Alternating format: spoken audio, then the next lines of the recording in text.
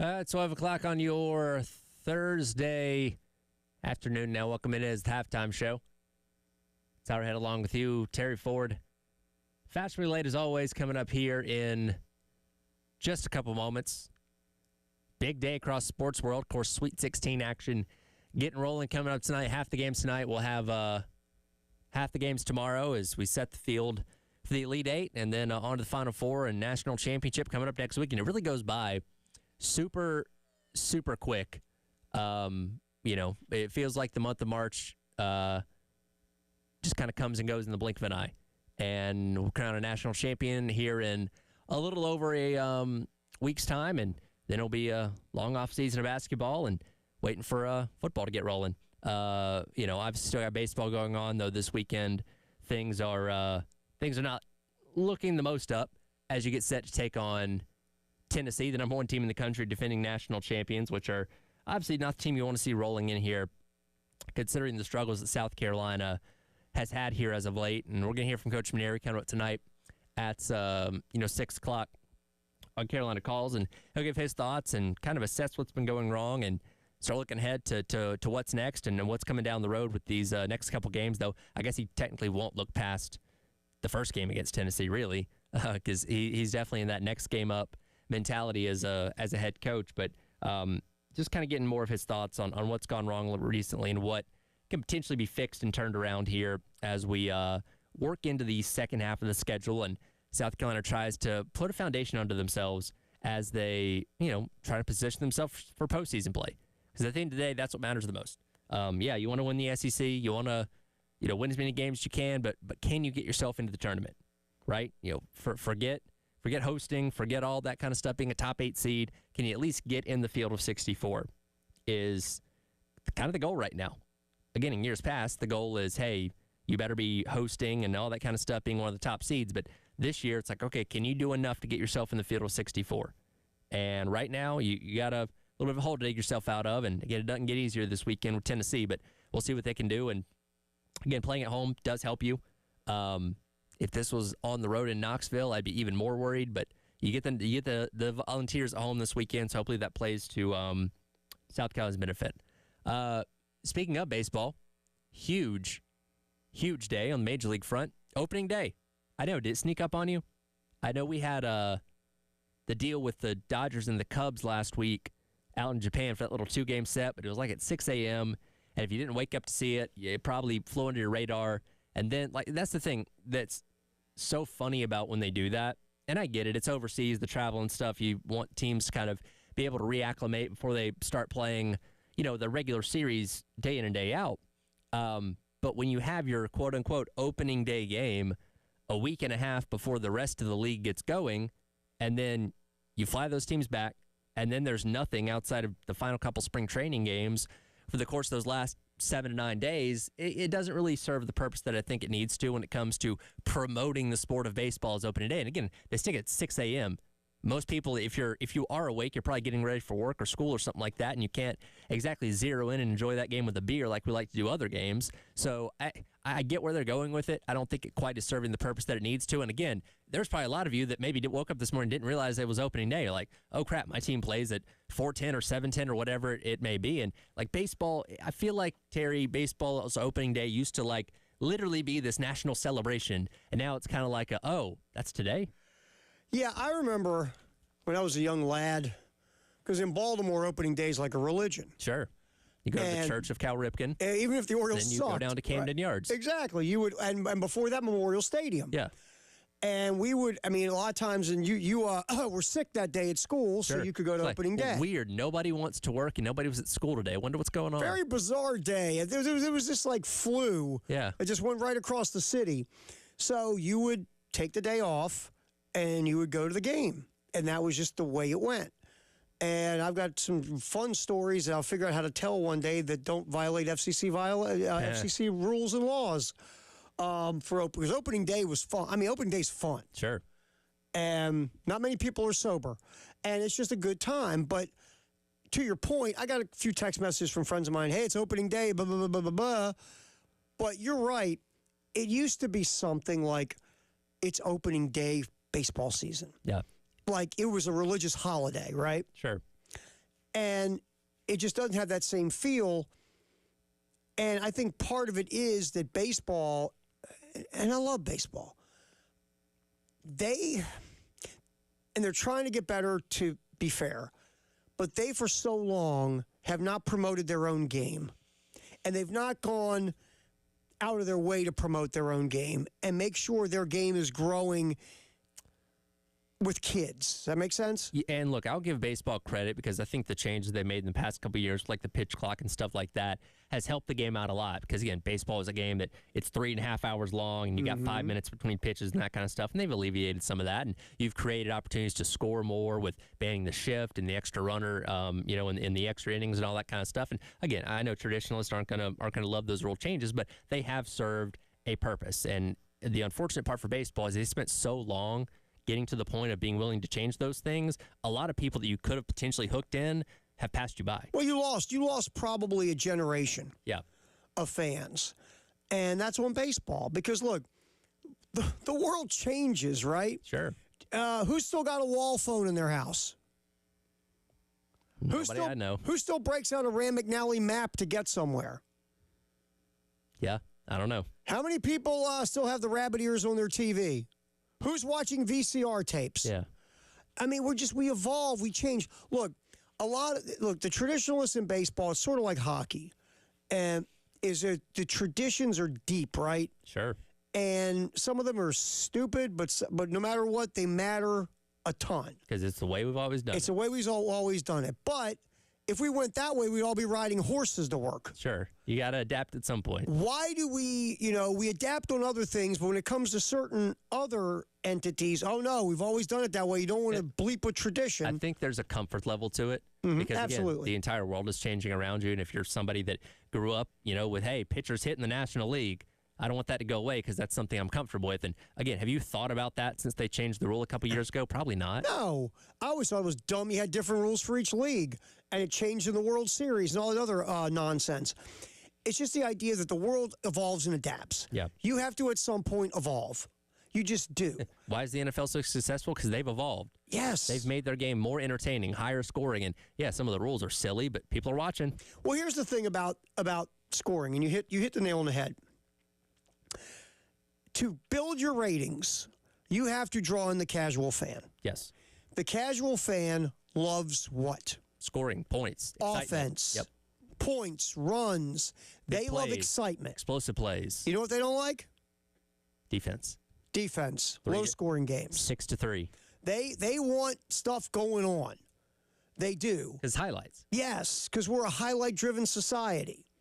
So you've got to make your game more exciting. You've got to give it more pace. No, everybody's got ADHD now. Sure. Everybody. These kids, no, everybody does.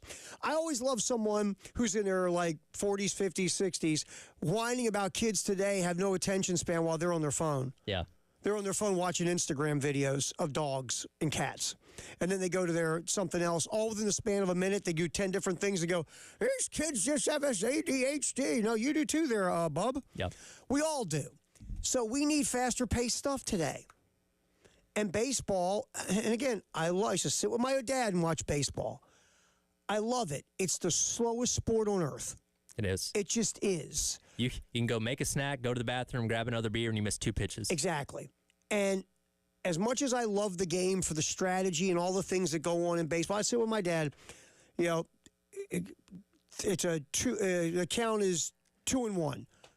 And my dad would look at me and go, well, the last time up, you threw him a fastball in this situation. What do you think? I go, he's going to go off speed. That's little dorky baseball stuff that dorky baseball people do. Sure. But the game is too slow now. And they've sped it up. Yes, the pitch clock helped and things of that nature. And it's really pace. It's action more than anything, Tyler. Yeah. There's not enough action. If you had more action, I've always said this. The movie The Godfather is about 17 hours long. Yeah. Has anyone ever said The Godfather is boring? No. Why? Because full of action. Full of action. If your sport is full of action, no one is whining and moaning about the length of your game, pretty much. Sure. Baseball needs more action. That's why, as much as the traditionalist in me didn't like banning shifts, you had to ban shifts because you got to get more action in the game. The bigger bases, more base stealing, more action. And baseball has just fought change for so long because it's the way we've always done it. Well, guess what? The younger generation has passed you. Yeah. So to your point, you lost a generation of fans because you were stuck in your old ways. And look, I'll say, look, there's a lot of things about baseball that I'm a traditionalist about, but you know how old the traditionalists are today, Tyler? Very. They're old. Yeah. And guess what? At some point, they're all going to croak. Right. And then what do you got? Half your audience. Less than half. Because you didn't evolve with the times. Sure. You know, basketball has evolved. Even hockey in some ways has tried to evolve to get more goal scoring. Sure. You got offense sells. You win with defense, sure, but offense sells. And you got to find a way to offense up your game the most you can. And that's just the biggest part of baseball. The action has died because, again, analytics I love, but analytics makes a game as efficient as possible. Yes. You know what that also can bring? Boredom. Boredom. Efficiency sometimes is boring. Like, just think about life. We've got efficient friends, and we got crazy friends who aren't efficient. Sure. The crazy friends who aren't efficient are more fun. Yes, they are. Aren't they? Yes, they are.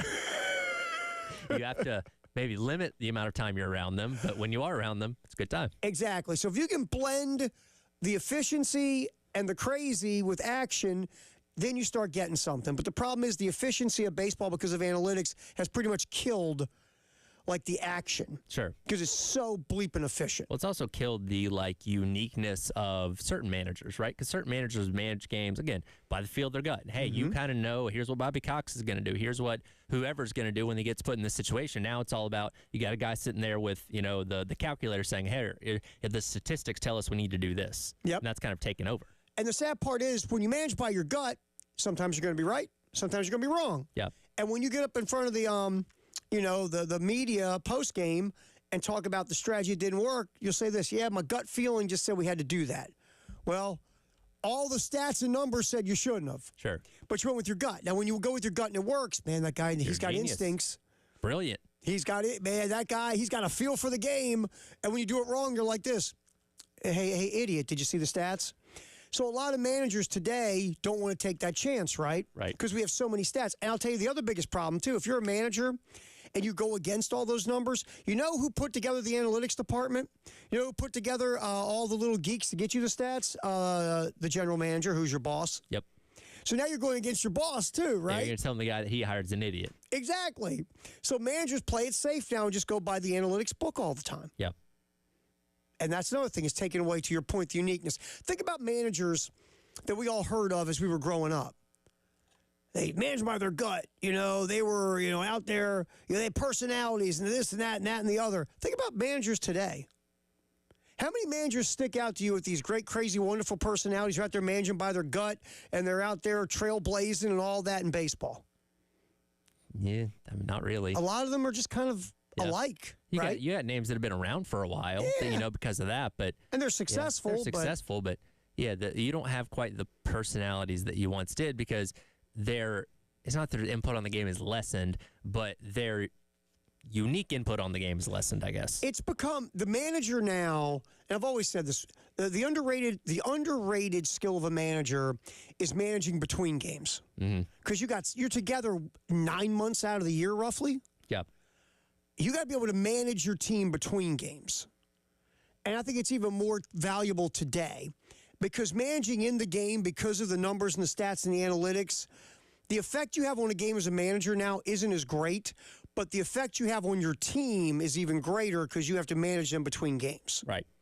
But yeah, to your point, the guy going, yeah, you know what? I know all the stats said to do this in the 8th inning, but my gut said this. Well, guess what, Bub? You were wrong. I say that's how you lose your job. Exactly. Baseball opening day, though, to a fraction of our population, it's still a cool day. It For is. me, I love it. I don't know about you. I love opening day. I enjoy watching the Braves. I'm excited for that, and, there you go. All right, halftime show. A lot of cool stuff going on here. We got obviously women's basketball coming up tomorrow, baseball this weekend, and spring practice going on. Football, we'll be hearing from some of the Gamecock assistant coaches in spring practice coming up next here on the halftime show in the game.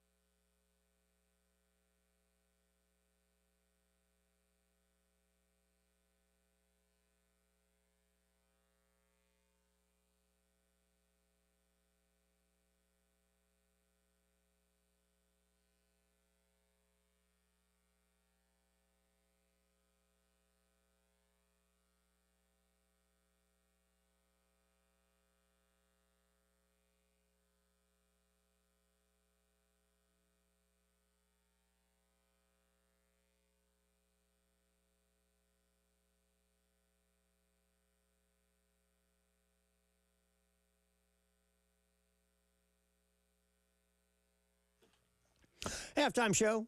Tyler Head, Terry Ford, we're hanging out here as we roll till 3 on the game. All right, so Torian Gray, the defensive backs coach at South Carolina, who has done obviously a heck of a job, not only for how these Gamecock DBs have played at South Carolina, but guys that have moved on to the NFL. Gray was talking about a couple of issues. One, what's going to happen with Jalen Kilgore? Now, is Kilgore going to stay in the nickel, where he was really good last year? Is he going to go back to safety, which, when he first came in, there was talk of playing safety, playing nickel, whatever. And so Kilgore played some safety his freshman season. Last year played the nickel. Is Kilgore going to stay at the nickel? Is he going to drop back and take over the safety spot vacated by Nick Emmanwori heading to the NFL draft? Here's Torian Gray talking about Kilgore. I tell you what, if you move Jalen to safety, man, he's pretty good at nickel. It takes kind of a unique guy to be able to do the things that Jalen can do from the nickel spot. He's a big body. He's a safety body type that can cover, that can intercept the ball, make turnovers. He stout on the perimeter in the run game, so he's just such a unique player in that spot. And hell, Jalen's a hell of a football player. He'd be a hell of a safety too. But for our defense, Jalen likes the nickel position. We like him at that nickel position. So we're going to see if our safety position can play itself out and keep Jalen at nickel. So basically, if Jalen goes to safety, it means the other dudes couldn't step up. Because that's what we're hearing, right? Yeah, pretty much. Because, again, ideally you'd love to keep him at that nickel spot if at all possible. But, again, is he – look, nobody's Nick Emmanwori. Nick Emmanwori is special, and replacing him is hard.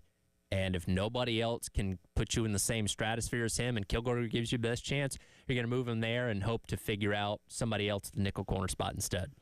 Because what could happen there is you got a couple new guys coming in with Cisse and Norwood who play corner. Cisse's played nickel. Yes. So that's an option as well. But these two guys are going to see the field a lot, especially Cisse. We figure he'll start either nickel or boundary corner, one of the two. It would be very surprising if he does not find his way into the starting lineup just because of his versatility. Because, again, just because you're a good corner doesn't mean you can play nickel, and just because you play nickel doesn't mean you can play corner. No, it's a whole different thing. Boundary corner is different than nickel. It just is. Some guys... Because you have to do everything. Yeah, it's just a different skill set. Here's Torian Gray talking about the two newcomers. Those guys are mature. They're guys who played a lot of snap from the places that they came, and they bring a maturity to our room. They've made our corner position and our defensive back position better overall. So I'm excited to have those guys in our program. Yeah, and both of them are going to see the field a good amount. Where at? I mean, I think Norwood's a corner. He's just a corner, and that's fine. Corners are good.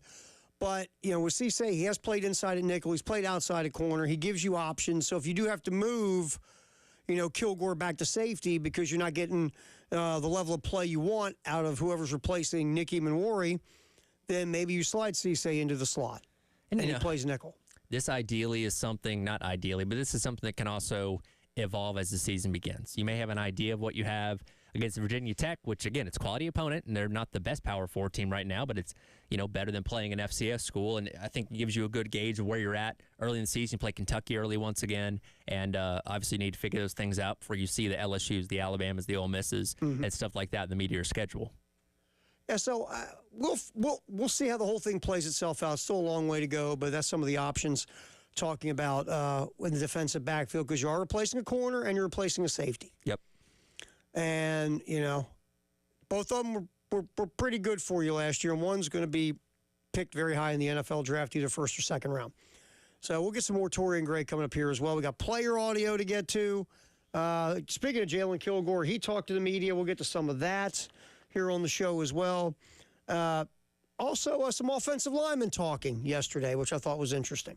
Didn't say a whole lot. They talked. Yeah, you know what? Sometimes those guys, not a lot of words. It is funny how dynamically different some of these student athletes can be. And look, we have a lot of guys that have come in here on the Gamecock Club Hour and do kind of long-form conversations with myself, Wes, or Chris, or all three of us sometimes. And some of these guys love to open up, tell you about their lives, what's going on, and their,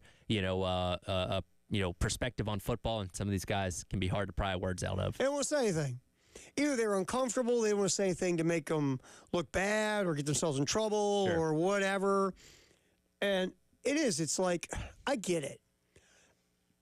because different people are comfortable in different situations. But I always thought, like with the whole thing with the media and players, if you're not less is more. If you're not comfortable, Sure, less is more, man. And like some guys come in here, you put a microphone in front of them. It's like you set a hand grenade in their lap, right? yeah. It's really funny. This isn't football, obviously, but when we first started doing the player interviews a couple of years ago, we had Cole Messina in. And Cole Messina, just this, kick butt dude on the baseball field and not afraid of anything. And he was nervous, man. Put a microphone in front of him. He loosened up as the show went along, but I could tell his first couple of minutes, he was like, whoa, this is weird to me. It's a thing, man. It's a thing. It's so different. You'll find guys who have done all these great things, and you put a microphone in front of them. I like when they back away from it, like, whoa, hey, what's this thing gonna hurt me? What's going on? Get this thing away from me. I totally get it. All right, so we'll get some player sound coming up on the show as well. Just in case you just woke up, we'll get you caught up on some of the headlines of the day in sports here on The Game. That's up next. Tomorrow, Charwood. It's here. It's sold out. Thank you very much once again for helping us. We have the spring golf tournament sold out. It's going to be fun tomorrow. We partnered up with our buds at the Lexington Gamecock Club, and it's going to be a thing tomorrow. Got the golf gun. I think there's a Vegas hole. Let's see. We got baseball and football season tickets to give away. We got tons of food. Now, remember, if you break someone's windshield this time with the golf ball cannon, I love you that. can't just run. You're going to have to pay for it. All right. The Ford family motto is, if they didn't catch you, it ain't illegal. There's going to be little signs with your face on it like, we're looking for this man. Do not let this man near the golf cannon. Thing is so much fun. So we got a lot of cool stuff going on. Of course, that helps out Camp Discovery. All the proceeds from the golf cannon go to Camp Discovery to help them continue their good work. We have Hudson's. Saki's got the mimosas. Firehouse Subs. I think Chef Rock is cooking up the sausage and onions. So Sounds good to me. it's going to be a good time tomorrow. We'll be there, probably the early game from 6 to 9. You folks will be jumping in on the extra point from 9 to noon. Then we do what we've started to do every year. We'll be out on the course from noon to 3, yapping and doing the halftime show. So all that's coming up tomorrow from Charwood in partnership with the Lexington Gamecock Club. All right, just in case you just woke up, get you a couple of the headlines that's happening in the world of sports. That is next on the halftime show. Tyler Head, Terry Ford, till 3 on The Game.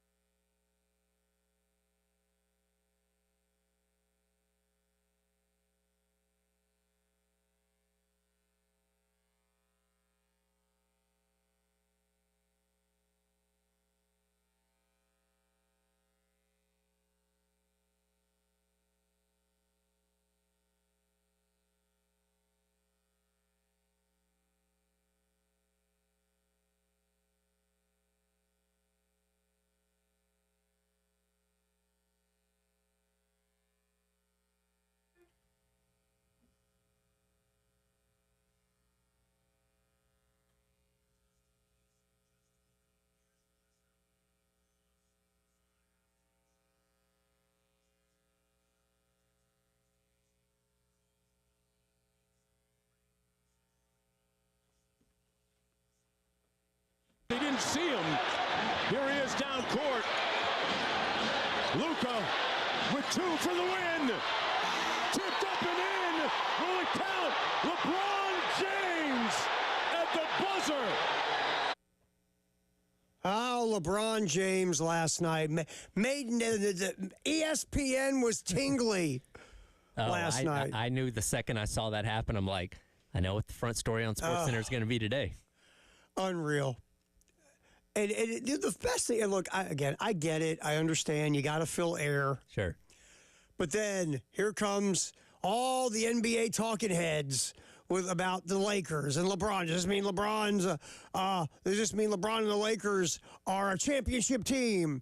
Have they broke their slump? Can they dominate? How about they won a game with a tip-in by LeBron James? Well, that's the thing, is it does not meet the criteria I think most people have of buzzer beaters, because, I mean, again, he's the one, his hands are the one that pushed it into the basket, but that's not typically what we think of with a buzzer beater. No, I mean, and again, if you watch the play, Luka drives the lane and throws up a floater, right? Yeah. So the defense converges on Luka, and that meant nobody was boxing out LeBron. And LeBron, to his credit, cut into the lane to get into rebounding position, and nobody's boxing LeBron. It might have been the easiest tip-in in the history of basketball. Sure. Where he just had to go up and tap it in, and really there wasn't even a lot of bodies around him. Yeah, he was elevated above everyone. He wasn't necessarily fighting anyone for the ball at that point. And again, it's like it was kind of the softest touch, right? Yes. Like it's kind of barely just touched his hands and went in.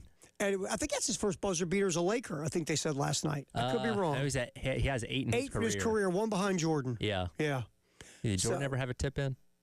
Jordan? Yeah. Yeah. Because you feel like all Jordans are like actual like clutch, like deep shots, right? That's that's the thing. Jordan is so we have put Jordan on this pedestal of closer, right? Yeah. Like Jordan, every one of Jordan's is like the one over when he hit the one over Craig Elo to beat the Cavaliers, the ultimate buzzer beater, or over Brian Russell of the Jazz. And look, I'm a Jordan guy. I'm gonna say it. When Jordan pushed off on Byron Russell and got the space to hit the game-winning shot against the Jazz. You're not calling that on Jordan, though. No. If Byron Russell look at the ref and say, "Hey, bub, he pushed off." You know who you're playing? Yeah, and the ref goes, "Yeah, he did. So what?" So what? But we always think of Jordan, that shot, he's got a dude on him. Somebody's grinding on him man-to-man, and Jordan just beats him. Those are legacy-defining moments, right? Again, when you look at Jordan highlights, that's going to be in there somewhere. I don't know if that's going to be on like LeBron's greatest probably not. highlight clips. Probably not. And we're not dogging on LeBron. No. Again, he did his job in that moment. But Right. I think it's what we kind of expected to be the this is your headline for the entire day type of thing. It's like, funny. Right. And of course, and the thing why we're kind of having a little fun with it, because the national media made it, again, does what they do, and made it sound like the most iconic moment of LeBron's career, which is not even in the top 20, to be honest. It's a nice little tip-in at the buzzer to get a W in March against the Indiana Pacers. And it was, everybody did their job. LeBron did his job. It was a nice play all around, blah, blah, blah. But the national media went insane. Like they always, if it's LeBron or the Cowboys, the national media goes insane. Well, because that's evergreen content. Absolutely. Absolutely. And then, of course, you get, Kendrick Perkins screaming about something that's going to be nonsense, and someone else is... I will say, if we're talking about LeBron, if you get a chance, you go back and listen to his conversation on the Pat McAfee show. Some good insight on some stuff there, and he did not hold back when talking about some members of the media yesterday. I mean, look, Brian Windhorst, if you pay attention to sports every day, or you're an NBA person, Brian Windhorst has been like LeBron's stalker LeBron's entire career. He's been the LeBron reporter. Like that is how people know. He doesn't cover teams, he covers LeBron. He covers a player. And look, Brian Windhorst does a good job. He's a good reporter. He does good work. So this is not a dig at Brian Windhorst at all. Brian Windhorst is doing what he was hired to do. It's making him a lot of money. Sure. He should be cutting a percentage of his check to LeBron. Listen, if we were all in the position to have a career covering LeBron James, we'd do the exact same thing. Absolutely we would. But LeBron James kind of took a shot at Brian Windhorst because there was something about whether Brian Windhorst said it or someone else said it, whatever it was, Brian Windhorst was the idea. Brian Windhorst thinks he's LeBron's best friend. Yeah, which I don't think Windhorst has actually said that himself. I think that was somebody talking about him. Yes. The message got misconstrued on its way to LeBron, and I think he believes that Windhorst may have said that, which I don't think is true. And then LeBron came out saying that Windhorst was weird. The whole situation was weird. which was interesting, and that got a lot of play. But LeBron was an interesting little interview with Pat McAfee. I mean, Pat McAfee isn't Mike Wallace, doesn't want to be Mike Wallace. But it's really interesting to me because, and literally, they just had a kid commit to Arizona in basketball a couple minutes ago. Like, the comfort level athletes have, and again, Matt McAfee's a former athlete himself, of going on that show and being able to be open. Because, again, LeBron's not going on First Take. He's not talking to Stephen A. He's not talking to Windhorst, guys that, again, have covered his career, and he knows from years and years and years, like, athletes seem more comfortable going on this show and saying whatever. Yeah, I think McAfee makes them comfortable for two reasons. A, he played. Yeah. B, they know he's not going to ask them difficult questions. C, it's going to be a little fun and goofy in the, so I think the magic of that for McAfee is they're comfortable and they might actually say something because they're so comfortable. Sure. So, but yeah, LeBron last night with the tip in, Lakers win. They've been scuffling a bit lately. They get the W over the Indiana Pacers, and there's about 100 games left for each team in the NBA season. It's so long, Then we get to the playoffs. Start the season at Christmas. Yeah. By the way, LeBron, one last thing about James, and this is a great streak. LeBron James has scored double figures in 1,283 consecutive games, I believe it is. Now, I believe he didn't have any points until the fourth quarter. He was last night. struggling. Yeah, he was 0 from the field till the fourth quarter, and then he scored like 10 in the fourth quarter. So, a little LeBron James love here, and just in case you just woke up here on the game. Breaking news. Just saw it come across Twitter, so it's got to be true. On 3, that Kevin Willard, the basketball coach of Maryland, who has become kind of a very polarizing figure in the last couple of weeks, is going to take the Villanova job. Did you hear him duck the question yesterday? Oh, yeah, absolutely. About, hey, why are you bringing this stuff up? We just got to really focus in on Florida. I know. I got to stop Walter Clayton. Stop Walter Clayton. I'll say this real quick. And again, obviously I'm a Maryland men's basketball fan. And Kevin Willard, to his credit, has played this thing perfect.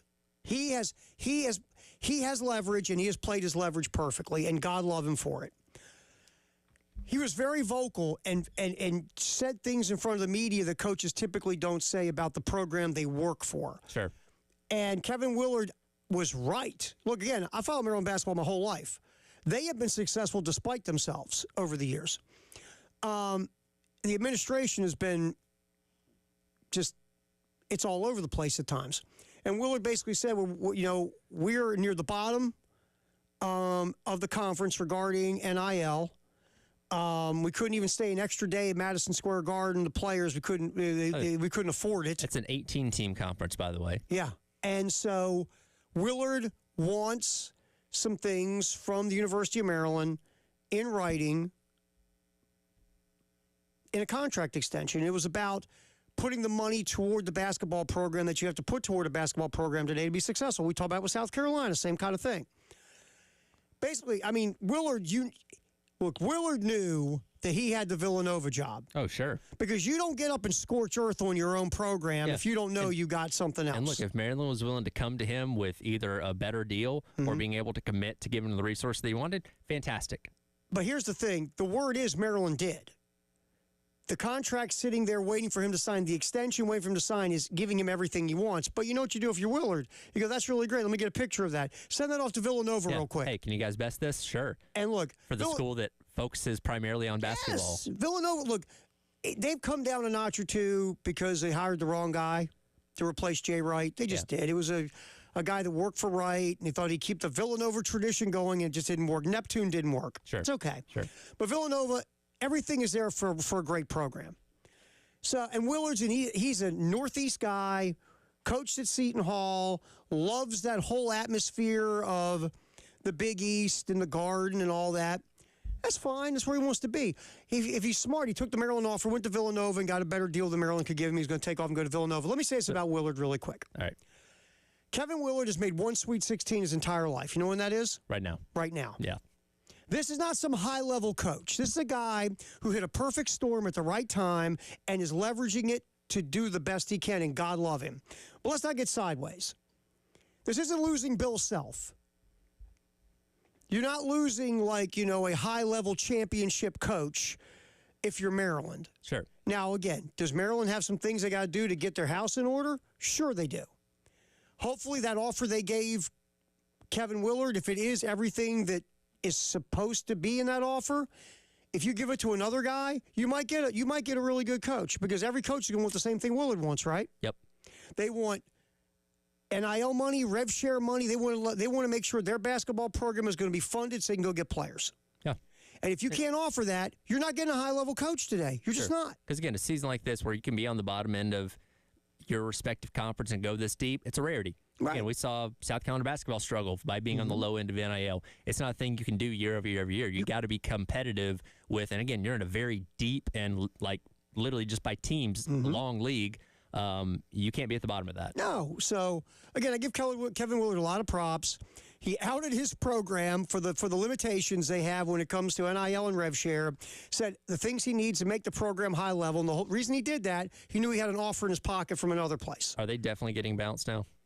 Yeah, probably. They were getting bounced before. Listen, we said, now it's a little bit different because this is Maryland and not McNeese, but we thought, hey, McNeese with the Will Wade stuff, they're definitely not going to win that first round game against Clemson. That made it more locked in. Now, a lot of those players are probably going to follow him to NC State. And again, those are guys, the lesser known names than what you have with the Crab Five at Maryland. But I'm interested to see what kind of effort they have when they play. It's interesting because I thought they'd lose to Florida either way. But now, how are they going to come out with this out there? On 3 broke the news that Willard's going to take. He's told his players he's taking the Villanova gig. Yeah. So we'll see. We'll see how they play. If Florida runs them out of the gym, we're going to say this. Yeah. It's either going to be being lethargic because your coach is leaving, or hey, let's give coach a good ride on the way out. It's going to be one of the 2 extremes, right? Yeah. All right, anyway, that's just in case you just woke up. We'll come back. Firehouse sub text the hour, 803-404-6100. Also hear from Jalen Kilgore and Tro Baugh, Tree Barbalati. We got a lot of players sound to get to from South Carolina on the halftime show with Tyler Head and Terry Ford in the game.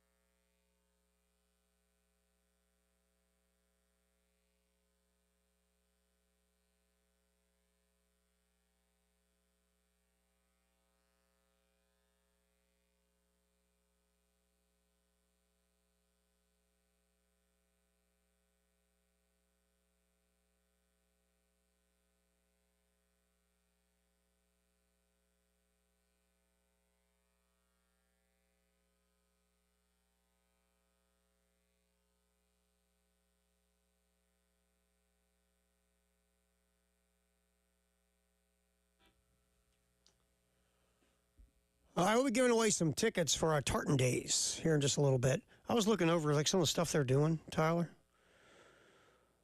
Pretty cool. Obviously, they throw big trees, Yeah, we know that. gigantic telephone Is there, poles. is there like any eating competitions there? I could do that. Like that seems like my speed. I would do Celtic eating. They do have, let's see, in some of the, the Highland Games and Celtic Festival, you have Highland Athletics, which we'll be out there for that. Also, now this could be fun, sheepdog herding exhibitions. Okay. Sheepdog's big. It's a big hairy dog you got there. And so I guess if you have one of those, that's not really a traditional pet now in our world, having a sheepdog. No, not. Because you're not herding a lot of sheep at your house. Not typically. usually. Maybe herding children or something. I don't know. That's what we need. Children herding dogs. Right. That's what we need. Of course, they have blacksmiths too on site. Yeah. Get a belt buckle or Yeah, knife or something. that was the in our early world. They were the car mechanics. Yeah, about pretty it. much. You need the blacksmith. Horse don't go without some horseshoes. That's right. Or is it like? So I'm thinking that, or he's like the Foot Locker guy of the. But he also Early makes days. weapons. Yeah, Make kind of. weapons too. Yeah. Like, well, I needed a horseshoe, but could use a new sword. Yeah, could you make me a spear while you're making me a horseshoe? So we'll have some fun, give away some tickets for Tartan Days between now and 3 o'clock here on the show. Family 4-pack, we'll be doing that with a little text competition coming up. All right, 803-404-6100. What do you got there on the Firehouse Sub text line, pal? In reference to opening day, nameless texter says, my grandpa on opening day when he was a kid would sneak on the top of bread trucks going to Ebbets Field.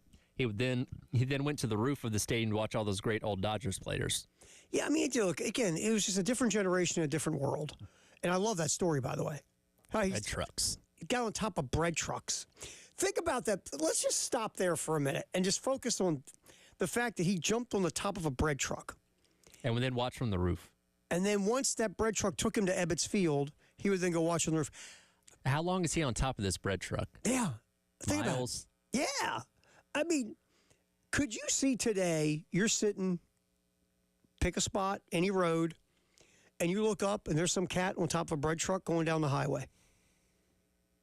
Well, even like today's world, like someone in the bed of a pickup truck, Oh, like you're calling the cops, right? that's right. Oh, yeah. And like in like even my growing up, that was kind of a normal thing. Mm-hmm. Like, oh, hey, somebody's Oh. in the back of that, Silverado going down the street into the city, no big deal. But now it's like, oh my God, what's happening? Yeah. 911. There was a youngster in the back of a truck. I saw it. And here's the license plate. And all of a sudden, you got like the cops and Children's Youth Services at your look, house. I rode in the back of trucks. You know what Yeah, I I mean? mean- But now it's frowned upon. And yeah, if you see like an 8-year-old kid on top of a bread truck going Did into you the see city, that? How funny would that be? Some little kid hanging on the top of a bread truck, and that dude's just driving. Oh, the cell phones would be going crazy. Wouldn't it be now on video? like when the internet people come to your house, they have to put the little safety cones out around their vehicle. They're like to caution children to not run into the car when they're riding their bikes. I Like know. that's how far we've come. That's how far we've gone. I remember just jumping in trucks and going back in the bed of a pickup truck and Sure. go somewhere. Yeah, it's a mile down the road. Okay. Hey, I'll jump in the back. Yeah, why not? Why don't you jump in the back of the truck and we'll go? Sure. Okay. Not today. Don't do that now. Inevitably, that person tries to throw you out of the back of the truck while they're driving. Exactly. I just think it's great. Top of a bread truck is so cool. Hang it on. Then you get to Ebbets Field. And okay, now I'm on top of a bread truck. Now I'm going to go sit on the roof at Yes. Ebbets Field and watch a baseball game. Exactly. Texter, your grandpa, quite the daredevil. Committed. My man. All right, 803-404-6100 Firehouse Sub Text the hour. Lots of football in the 1 o'clock hour, sponsored by Atlantic Windows and Doors right here on the game.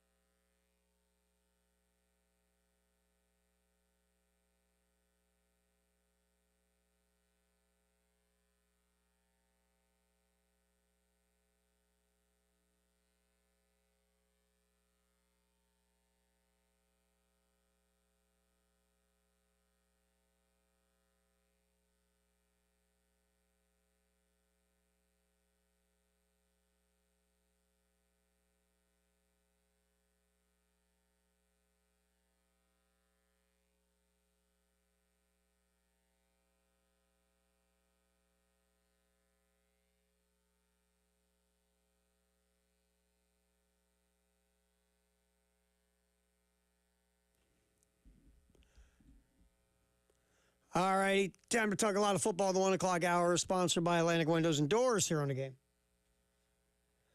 Obviously, spring practice continuing on. We'll have the spring game here on the game like we do every year. It'll be, let's see, we'll have Chris Miller doing play-by-play, Wes and Chris from Gamecock Central, some goof named Terry Ford will roll the, and of course, Captain Dave at Mission Control.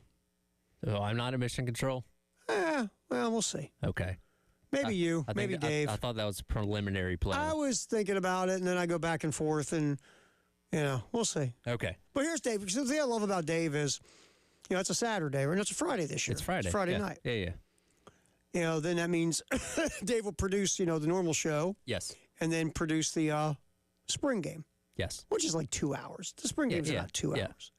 It's not a full football broadcast. No. So it'd be funny, like if I go to Dave, I'm going to have Tyler be executive producer. You're going to freak him out. He'll go like this. What?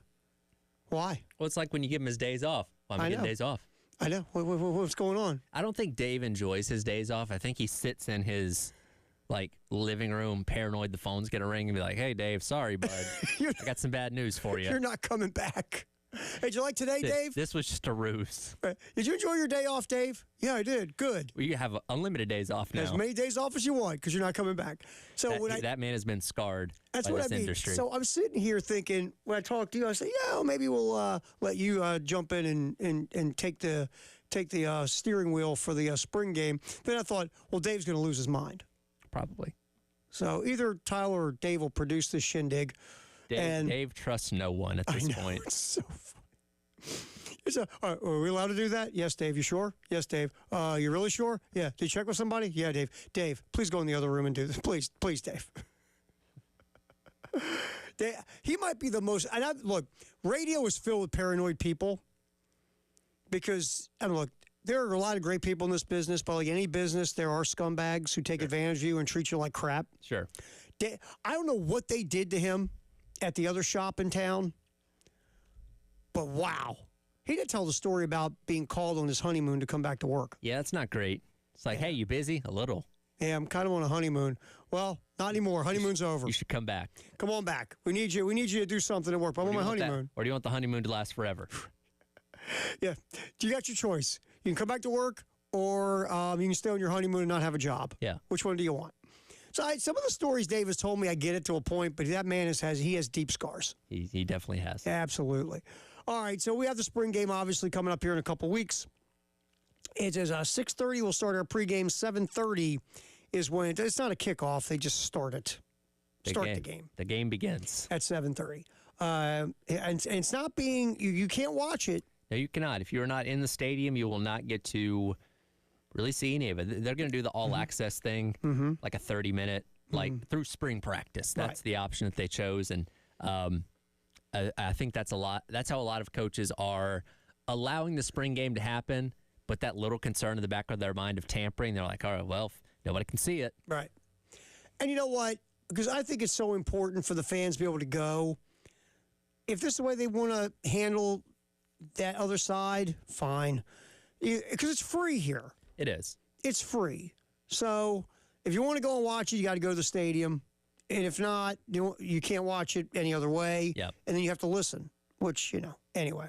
So that is coming up in a couple of weeks. Jalen Kilgore, we were talking about this to open up the show. Jalen Kilgore, will he stay at nickel? Will Kilgore go back to safety? How is it going to work? Because Jalen Kilgore had an excellent season last year. And we heard Torian Gray's thoughts on Jalen Kilgore. Now, here's Jalen Kilgore's thoughts about how comfortable he is playing nickel. Cut one, Tyler. It's just I get to work on a lot of. I'm in a lot of coverages, and that's my main thing that I was trying to get better at. So just working that is more and more. So now I can just add that to my play style. If I get moved to safety in the next level, or if I have to stay at nickel, so just that helped me work on my coverage skills more. It's funny because remember, 2 years ago, it starts off with DQ Smith in the nickel. Yeah. Then it goes to Nicky Manwari in the nickel, and neither one is built to be the nickel. They're just not. It's not a criticism. There's some guys have different skill sets where they're better at different positions. So really out of necessity, Clayton went, okay, Kilgore. Go get him. And Kilgore, he struggled as well 2 years ago because, again, there was no pass rush. Yeah. Last year, a better pass rush. Kilgore got comfortable, and Jalen Kilgore played really well last year in the nickel. Yeah, and now you're asking the question, do you mess with the success that you're having there? Do you think it benefits your defense more for him to slide into the role that Emma Warrior's hanging behind, or do you find somebody else to fill that role and allow Kilgore to continue to be a nickel? And Torian Gray, it feels like they're going to try to take someone else and put them in that safety spot and keep Kilgore at nickel. Yeah, that's what you try first. I think that's the way you got to go because you don't know what you got in the back end. And look, let's say this to be fair, Jalen Kilgore might be a better nickel than he is a safety. Right. So we don't really know 2 years later what's going to be the thing for Jalen Kilgore. It might just be better to keep Kilgore at nickel and then get one of the other young safeties to step up because you could conceivably be weakening 2 spots. Sure. So we'll see what any of the other safeties can do in the DB room to maybe step in, and then Kilgore can stay at nickel.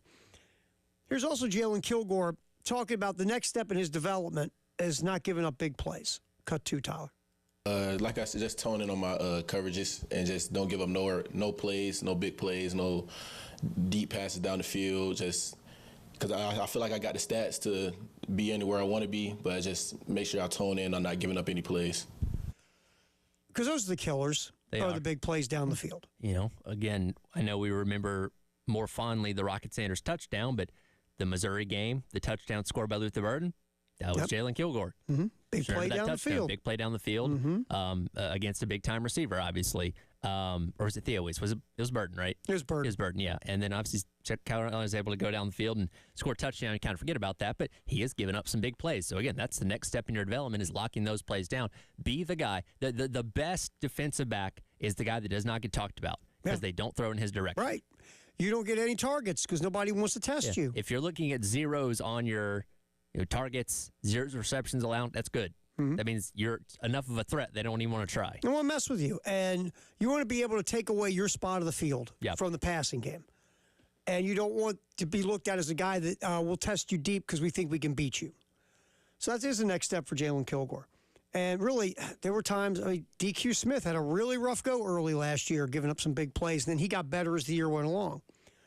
All right, here's Kilgore, one last one. Talk about the team. And again, for as much expectation has been heaped on this football team, we got to remember they've lost a lot, especially on defense. And here's Kilgore talking about this year's team and the goals moving forward. Not really, because it's a whole different team. So we all got our own different versatilities and aspects and morals that we have. So others might be better at things that we weren't as good as last year, and last year maybe not as good as things we was this year. So it's everybody got their own different style of play, and everybody can tone in on how they play off of each other. So it's not going to be the same team, but we're just trying to go further than what we did last year at the end of the day. Yeah, I mean, you got to the cusp of the college football playoff last year. You want to get farther this year. Take that next step. Yep.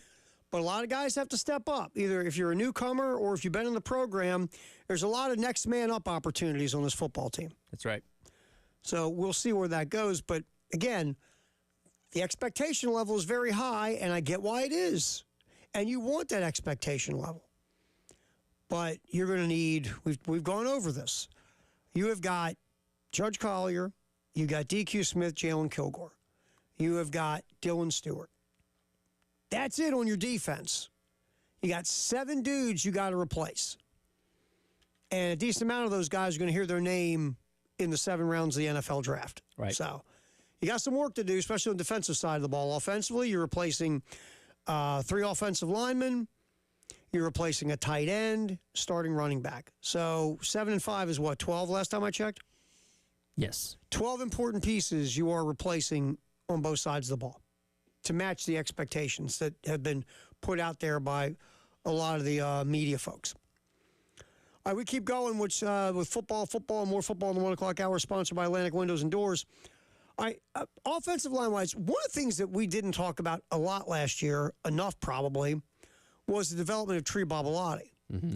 Tree played really well when he got on the field last year, to be fair. Just getting him on the field, that was a big question. We were like, is he hurt? They're trying to preserve his eligibility. It was it was odd.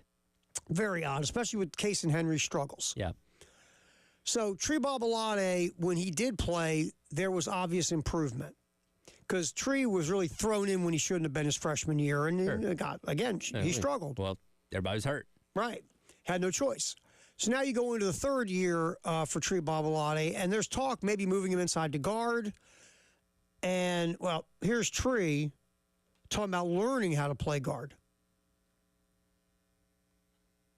Going guard, it was good. I mean, it's kind of fun. It's happened way faster at tackle. I mean, at guard, but I just gotta get faster than that.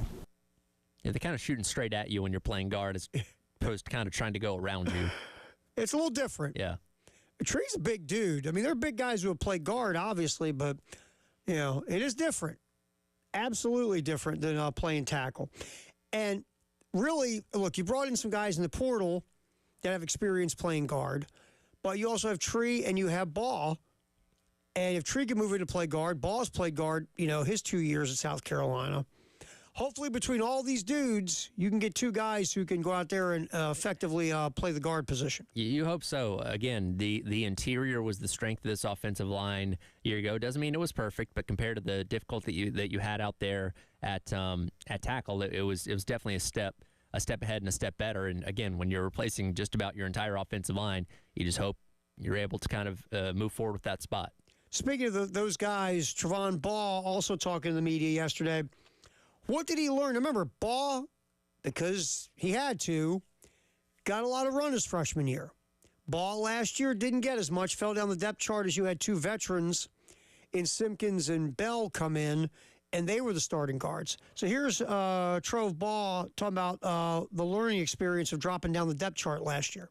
Really just learning experience, you know. God has a plan for everything, so that's just the way I took it. Like, I was able to learn from some great guys last year, so I just took it day by day and just kept learning.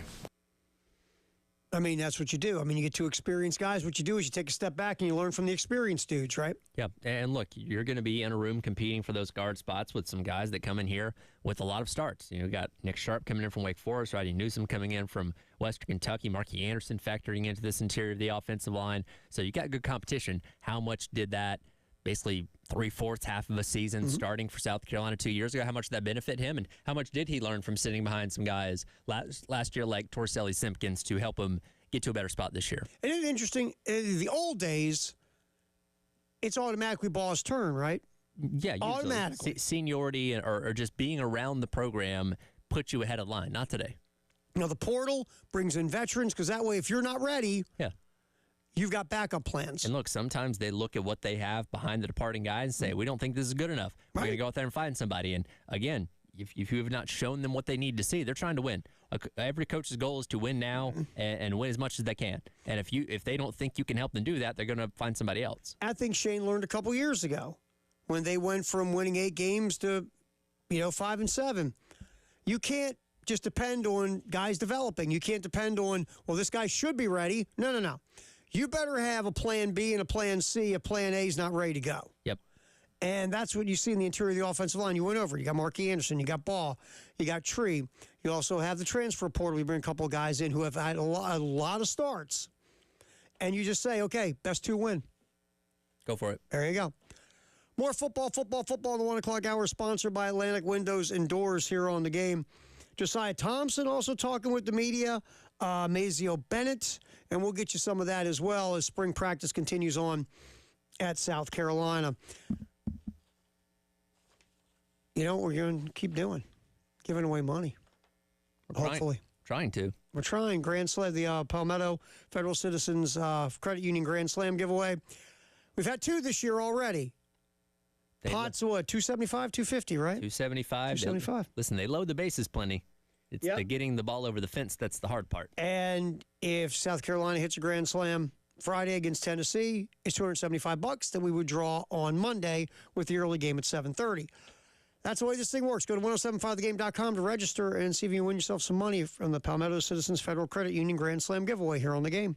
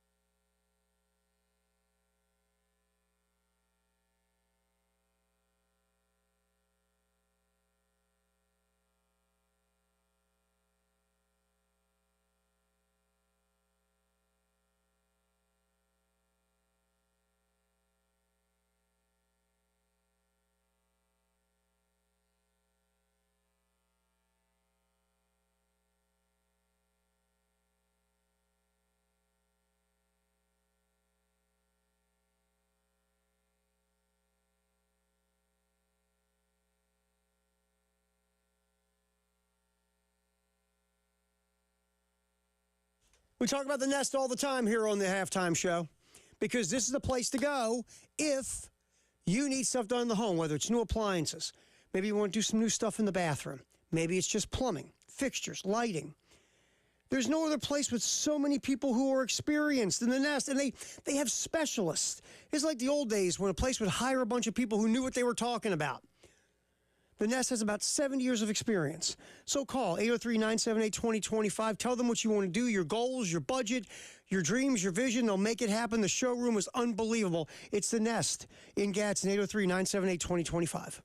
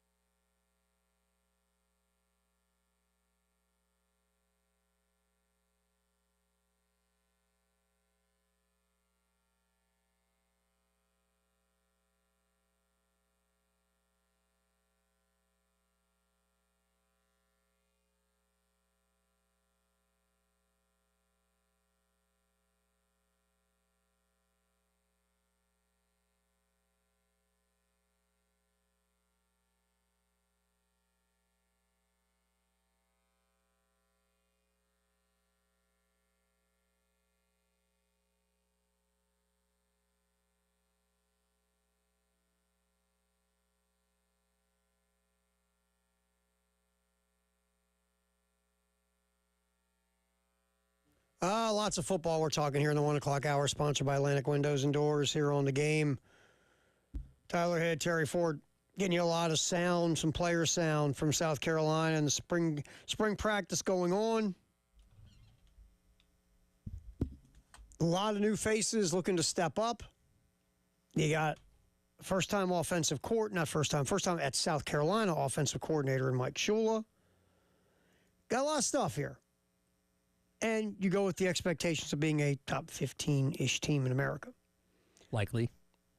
And that's where the way too early top 25s are. So we've got some of that. We've been talking about also, real quick, NFL, and again, this is not a big deal. Abdul Carter will not work out at Penn State's Pro Day. I've seen enough. Yeah, I think we're fine. I think you could still go number one. Yeah. Again, yes. I mean, look, if I'm drafting, if I'm the Titans, I've said this before, either I'm taking Abdul Carter or Travis Hunter, or I'm trading down. Yep. It's very simple. That's what I'm doing. And taking Abdul Carter would kind of play into that longer play. Because, again, if you're taking a quarterback this year, there's not as high of an upside or guarantee when it comes to Cam Ward or Shedeur Sanders. You take an Abdul Carter, sharp your defense a little bit more, and then position yourself next year to take a quarterback in a deeper and richer quarterback class. Yes. I mean, again, no reason to panic here and reach for a quarterback that you're not confident is a legit franchise quarterback or you think could develop into one. Because, look, let's be real. If you look at last 20 years of quarterbacks taken in the first round, it's a 50-50 shot. Sure. You're rolling the dice. You need to be very sure Yes. you're making the right choice. You just can't take one because you need one. Because that very rarely seems to work, right? Why take a quarterback? We need one. No, you take one because that guy, from all your scouting, all your evaluations, you are confident he's going to be your quarterback for 10 years. He is going to be the best fit to make your organization successful for a long time to come. Yeah, he's going to be your Joe Burrow. He's going to be your Joe Burrow. Yes. I mean, Joe Burrow turned the Bengals from a joke to a contender, got to a Super Bowl.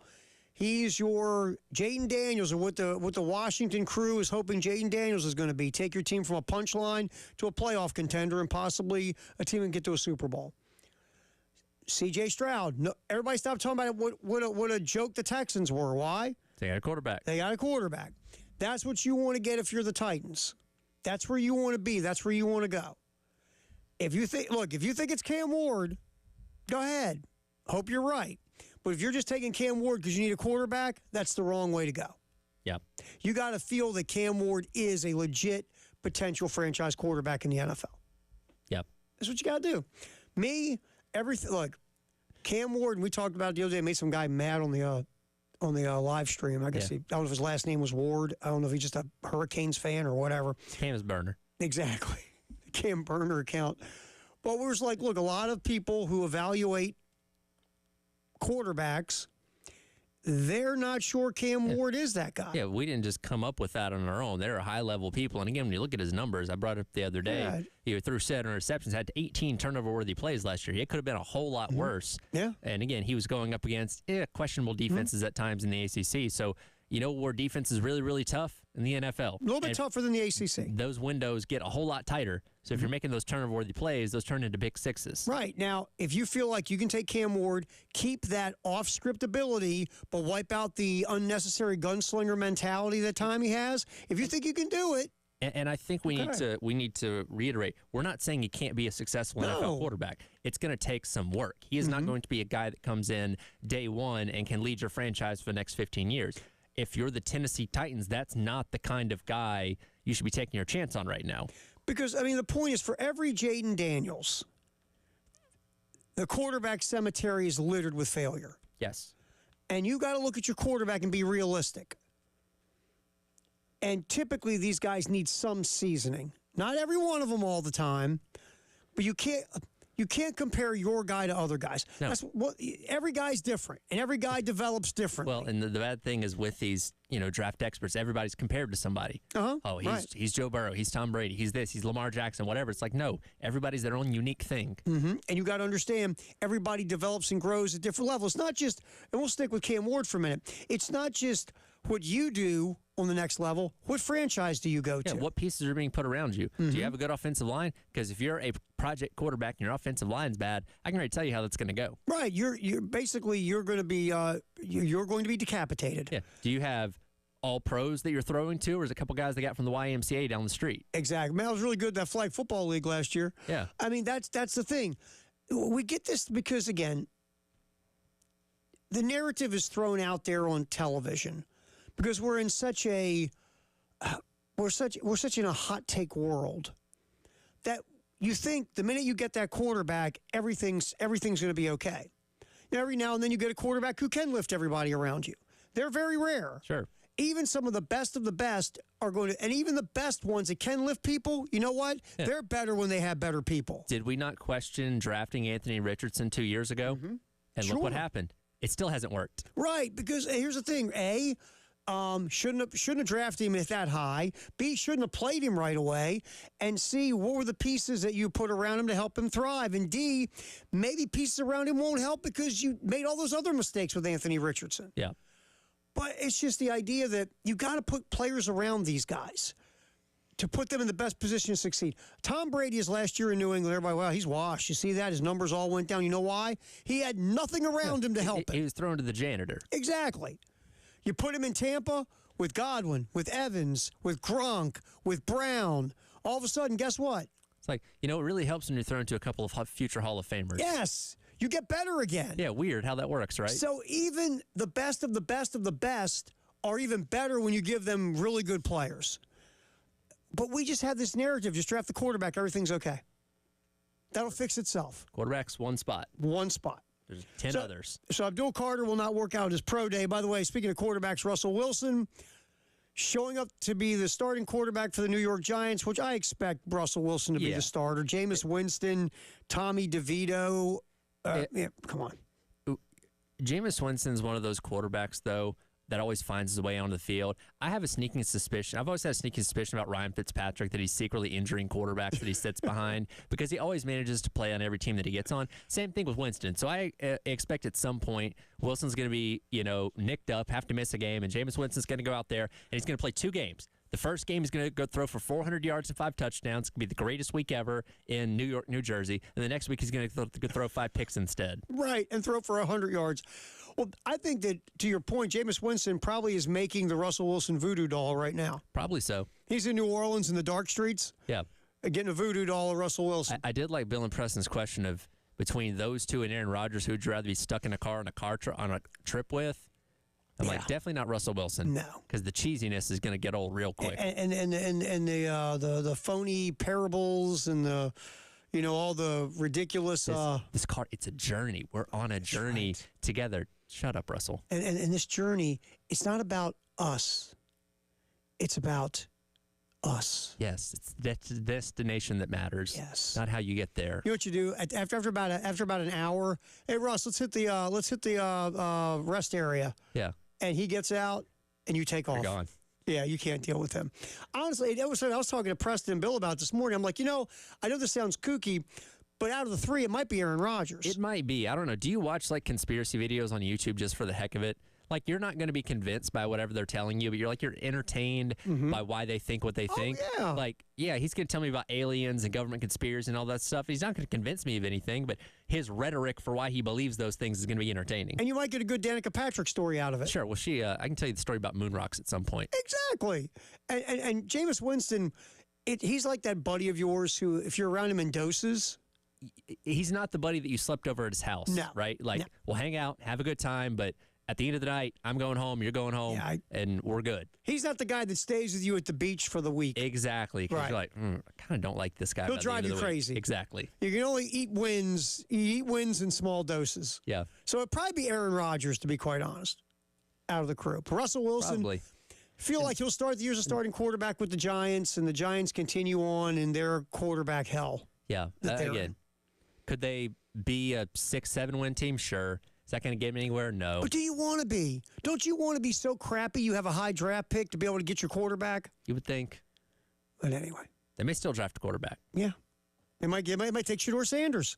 What a room. There we go. That'd be fun. All right. Football, more football. The 1 o'clock hour sponsored by Atlantic Windows and Doors. Let's hear from Mazeo Bennett and Josiah Thompson coming up next here on the halftime show. Tyler Head, Terry Ford on the game.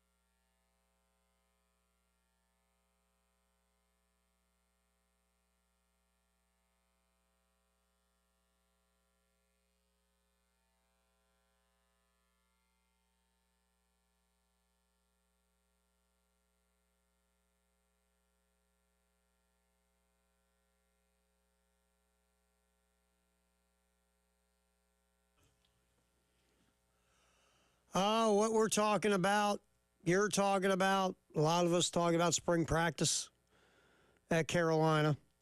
Players have been meeting with the media yesterday. We heard from Jalen Kilgore, from Tree Babalade, Tro Baugh. Now we're going to get some Mazeo Bennett in here. Last year, Mazeo Bennett had some nice moments as a freshman wide receiver at South Carolina. Started with like a handful of games, I think 4 off the top of my head. Yep.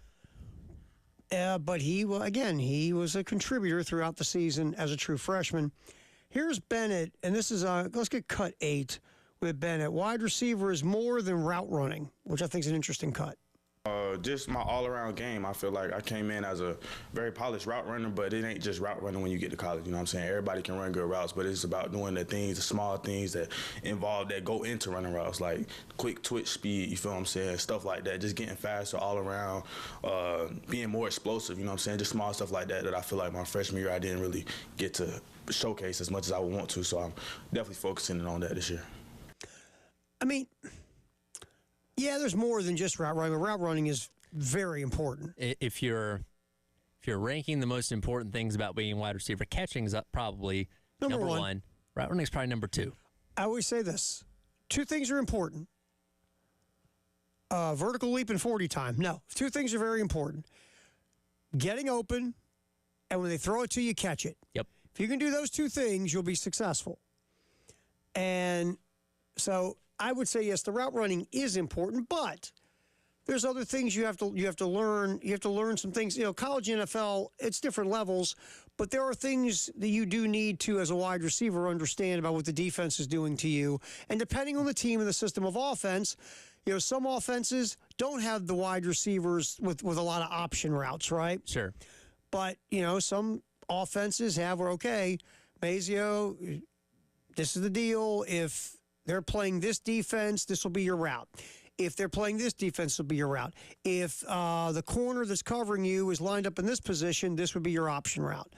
So there's also things you need to learn that goes with your route running. And he was talking about being quicker and faster, and obviously you're always looking to be more explosive. And I think getting the perspective of him, who's been playing receiver for years and years and years, you know, when you put that up with Nick Harbor, who, again, is still very new at this, still learning it, it answers the question that so many people have is, why isn't he doing this? Why isn't he doing that? Why can't they just run go routes and throw the ball up to him? Because it's not that simple. Right. It's a very technical, they're called skill positions for a reason. There's a lot of technicality to it that you have to master and master over years. And again, Mazeo Bennett's probably been playing wide receiver since he was 5 years old. And there are elements of what he learned at 5 that he's still using today that Nick Harbor doesn't have that same, you know, repertoire with those kind of things and reps with those kind of things that he's being able to rely on. So he's still learning. And again, he's doing a good job and he's coming along. So I'm coming along at the end of last year, but it's not as simple as, hey, just go out there and get open. There's this thing called instinct. And if a guy plays a position for a long time in any sport, you develop an instinct for playing that with position. Your eyes closed. Yeah. Essentially, like you can do it in your sleep. Because you go out there as a wide receiver, there's instinctive things you will do. You know, Nick a couple times has had problems with the whole getting his feet in bounds on the sideline, tippy-toe on the sidelines. That's something, if you played wide receiver for a good period of time, you understand positioning yourself on the sideline to get your tippy-toes there to where you can catch the football and stay in bounds. You can be looking up at the sky and know exactly where that line is. Yeah. Just because you've done it a million times. It's just instinctive. And that comes from, a lot of times, just a lot of reps and a lot of growth. And Nick's not there yet, but he got better. The last half of last season, you started to see Nick Harbor look like a wide receiver, not a fast guy trying to play wide receiver. Which is good that he's now being a full participant in spring practice, because I was afraid, and I'm sure a lot of people were, he's going to lose all that. He's going to come in the middle of summer, and he's going to be right back to where he was a year ago and have to relearn all that kind of stuff, get back up to speed, get back in shape. But now he's focusing on football, which is good. All right, here's Mazeo Bennett. Let's get cut 9 here. Speaking of getting the wide receiver room getting better, here's Bennett's take on the wideouts improving as the year went on last season.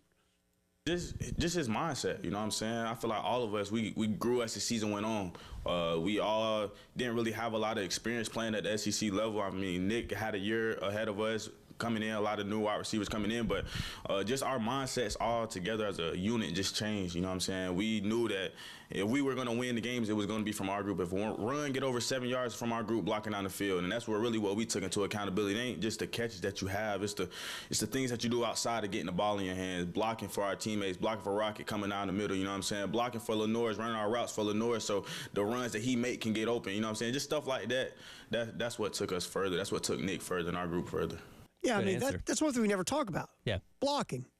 Well, we did talk about it early in the year, remember, because that was a criticism. When it was a problem, yeah. There was a criticism, wide receivers blocking. Another one of those things. You don't talk about wide receivers blocking when it's going well. When they miss a block and you're losing yards or somebody gets the ball punched out, that's when you talk about it. Well, think about playing wide receiver. No one ever says this, man, I want to play wide receiver. Why? I want to block. Well, no wide receiver's ever been drafted on his blocking ability. No. It's one of those things that's a secondary. Like, Right. you're good at wide receiver and you can block, great, we'll take you. Yeah, usually when you're hearing about wide receivers and they're being evaluated, they talk about how good they can catch a ball. They get open, speed, athleticism. Mel Kiper's not saying, I know this guy's got 0 receptions in 4 years, but he can block like crazy. He's a hell of a blocker. It's like we always joke, no coach, you never heard this. You know, the coach has lost 20 games 5 straight years. All of his players graduate. We're getting him a contract extension. That's right. No, you never hear this. We're drafting that wide receiver in the first round. Why? Blocking skills are ability, crazy, man. Insane. So it's something you have to get a taste for. And you understand, too, blocking at wide receiver isn't like blocking on the offensive line. You just got to get in people's way, basically. Yeah, you become a roadblock. Yes, you're just like, it's almost like basketball. I'm just kind of boxing you out a little bit. Just don't hold. Right, don't grab. You see that? That's the one thing. And I get you get into the game and you got heat of moment. I understand. Just don't grab them. All you got to do is get in their way. Yeah. Because the running back is reading you as he goes down the field, right? Exactly. And if you get in the way as a wide receiver of that DB or linebacker, then the running back just cuts off of what you're doing. Yeah. You don't have to grab anybody. Just position your body in front of the other person's and flail your arms. That's all you got to do. Just get in the way. You're preventing him from passing the basketball. Right. You're boxing out for the rebound. That's all you're doing. And last one from Mazio Bennett, talking about changing mindset from his freshman year moving on to his sophomore season. I feel like it wasn't the fact that I had to change my mindset, because I came in with the mindset that I want to play right now. You know what I'm saying? That's the mindset that I came in with. But it's just growing up in that room, growing knowledge in that room. That's the little kid mindset I'm talking about. It's not high school anymore. You know what I'm saying? Everybody has the thought that, man, I'm about to come in, I'm about to be that dude. You know what I'm saying? But when you get in that room and you realize, man, I don't know everything. You know what I'm saying? I don't know everything, and I have so much that I can work on. I'm almost there, but I'm not there yet. And it's just taking that in and understanding that, and that's where I had to grow it. That is the hardest thing for some young athletes, is admitting they don't know everything. I know. And because you come in, even it's human nature. High school to college, college to pro. That next step, if you're really good if it's high school and you're going to college, dude, did you see me against Western High? Sure. I'm good. But in high school we did it like doesn't fly anymore. Exactly. Just like when you go from college to the NFL. I get it's the NFL, but you see me running the SEC? Did you see me against Northwestern State University? Did you watch that game? Yeah. I went off like crazy. Well, bud, that's an all-pro DB you're going up against this week. It's like, man, that's nothing. But you learn you learn to know what you don't know. Exactly. And one thing I loved about Mazio Bennett last year, after that Alabama game, where they came up short again, he was the guy in the locker room. We played the cut. Yeah. I don't want to lose like this anymore. I'm tired of it. Been on campus for 5 months. I'm tired of this. I don't want to do this anymore. And we were sitting there going, man, you need some veteran guys to say this. Sure. That just being okay isn't okay. We want to win these games. It's not good enough to say, hey, man, you were close. Wow, play here and there. No, you want to get to the point where you're winning these games. Yeah. And you expect to win these games. When you're in college, it's a finite amount of time. This isn't an NFL career. We're not good this year, but a couple years will be fine. No, you've got a small window to be successful. And individually, you got a small window to prove yourself to be able to play at the next level.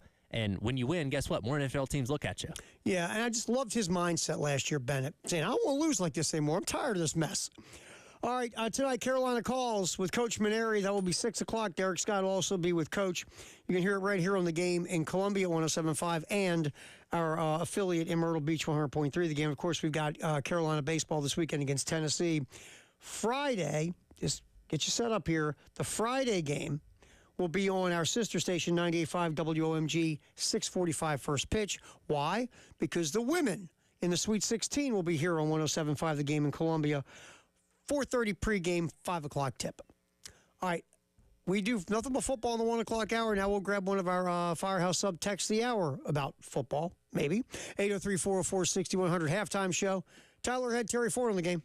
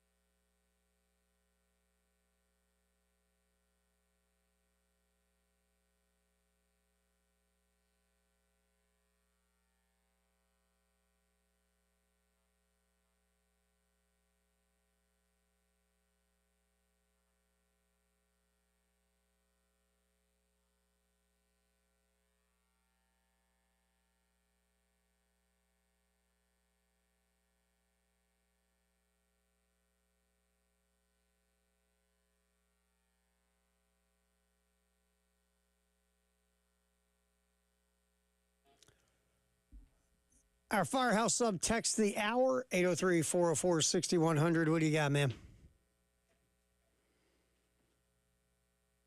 All right, let's see. Got nameless texter says, there is no quarterback coming out next year better than Cam Ward. Maybe. You might be right. We'll see. We'll find out. Here's what we know. We don't know anything. That's what we know. We know what we think we know, but we don't. It just seems like when you add up the optics or you add up the rawness to a degree of Cam Ward, the situation he's potentially going into with a place like Tennessee, it doesn't sound like something that's going to work. Well, the thing is, too, when we talk about Cam Ward, like in last year's draft, the people who scout and grade, Cam Ward would be the 6th best quarterback in last year's draft. He wouldn't have gone ahead of any of the quarterbacks who went in the first round. He wasn't graded as high this year as those guys were last year. It's just that look, that's not me. It's not my grading system. Yeah. It's what the scouts have said and what the people who, chart all this say that Cam Ward not as good as any of the quarterbacks who went in the first round last year. And he might end up being better than those guys next year. But right now, like for an example, we can look at Arch Manning. Arch Manning has started one more game, 3 more games than us or whatever, right? 4 more games than us. Yep. There are NFL scouts drooling at the idea of Arch Manning and what they think he could be. His potential and ceiling are higher than Cam Ward's to the eyes of the NFL. Sure. Now, is Arch Manning going to reach those heights? Maybe. Maybe not. Who knows? But the guys who scout this, if Arch Manning has the year they all think he's going to have, he will be rated higher than Cam Ward. He just will be. And again, look, we all have our own opinion. And a texter, obviously, the Cam Ward burner account. Maybe a texter say Cam Ward's going to be better than everybody next year. Okay, maybe. We'll find out. It's such a crapshoot, and it is. It's a massive crapshoot, drafting a quarterback in the first round. It's a 50-50 deal. You might get Peyton Manning. You might get Ryan Leaf. You don't know. Every now and then a guy, look, Patrick Mahomes was not the first quarterback taken in his draft. You know who it was? Mitch Trubisky. Yeah. Let's think about that for a minute. So to the point of the texter, you could be right. It all said and done, Cam Ward could be better than any of these guys coming out in next year's draft. We don't know. And again, it also depends on the situation you go into. Because again, if Mahomes goes to Chicago, Carolina, put Mahomes in Carolina. Maybe he's not the same Mahomes. Probably still pretty good, but maybe he's not the same Mahomes we see in Kansas City. He's not sitting around with Lombardi trophies and MVPs if he's playing for the Carolina Panthers.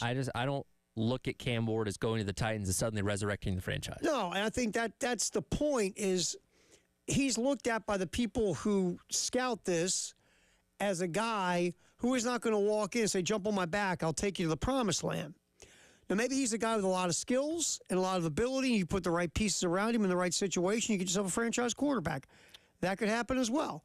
But what we're saying is, in its totality, Cam Ward is nowhere near a sure thing. Yeah. But he could end up proving a lot of people wrong. By the way, Texter, you're now Miami guy in our book here. That's right. All right, we'll give you a chance to go to Tartan Days coming up, and also what's trending at 2, sponsored by Traditions Fine Jewelry and Gamecock Traditions. That's on the way on the game.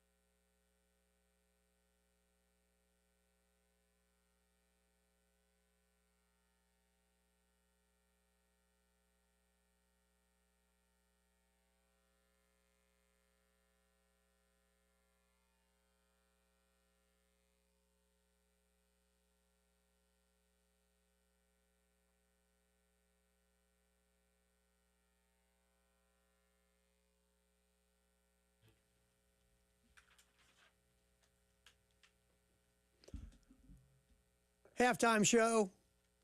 Terry Ford, Tyler Head, what's trending at 2, sponsored by Traditions Fine Jewelry and Gamecock Traditions. Of course, we're doing our Gamecock Traditions over-under contest still. This week, how many SEC teams will end up in the Final Four? The over-under is 1.5. I'm going under. You're going over, right? I'm going to go over. I'll go 2. No, I'm going to go 1. I think 1 between Florida and Auburn. I think one of those two will probably get in. Now, here's the ironic part. I didn't pick either one.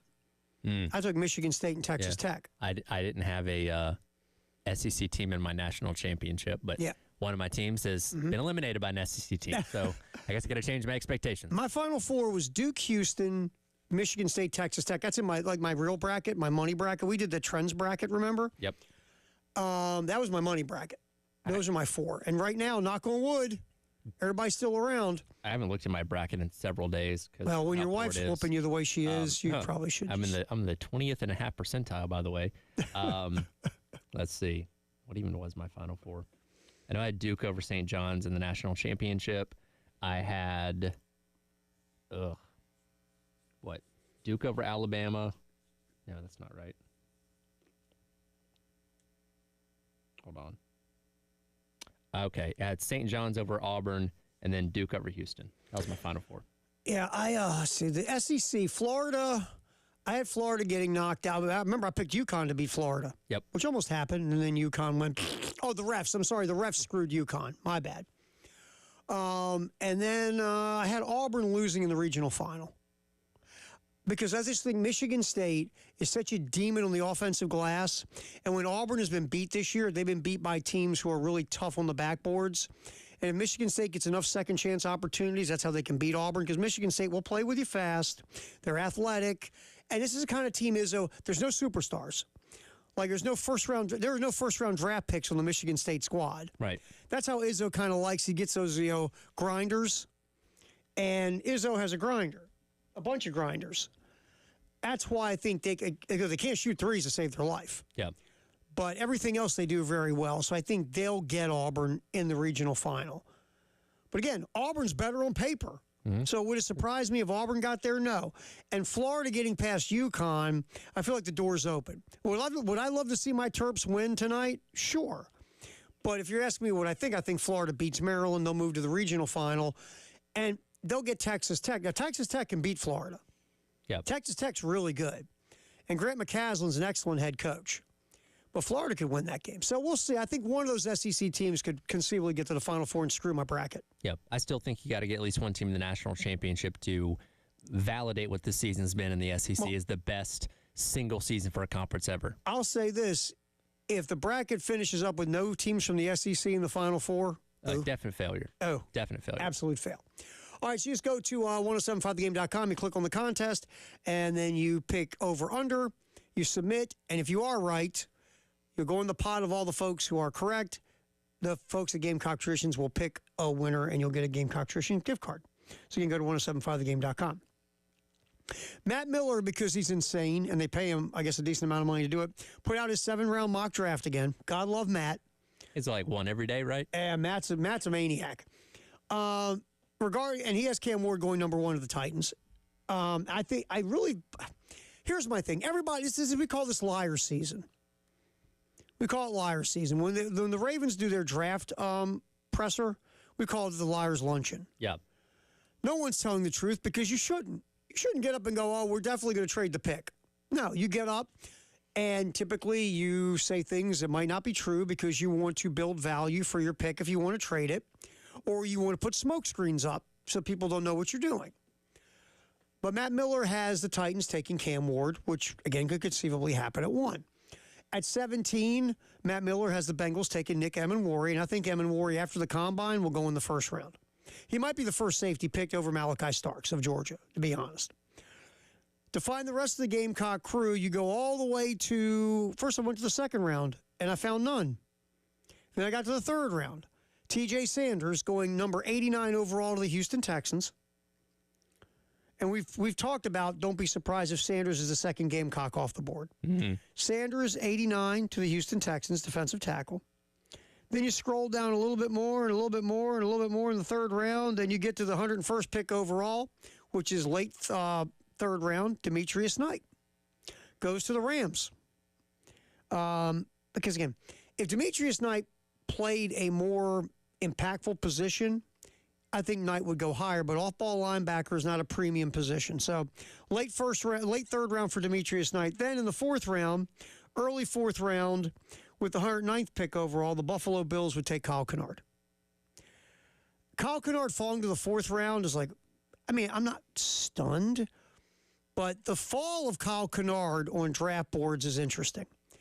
And this happens, whether they flip on the tape and see something in the last part of the year. Remember, Kennard kind of lost some gas near the end of the year. Yeah. He was phenomenal for most of the season. Lost a little gas near the end. Didn't really pop at the Senior Bowl. And all of a sudden, a guy who we were hearing late first round, second round, now has fallen third round, maybe even fourth round. But so according to this, again, Matt Miller, just his mock, the last Gamecock out of the big four, Kennard going in the fourth round. Again, wouldn't surprise me. We'll see. But by the end of the fourth round, all those guys are gone. Yep.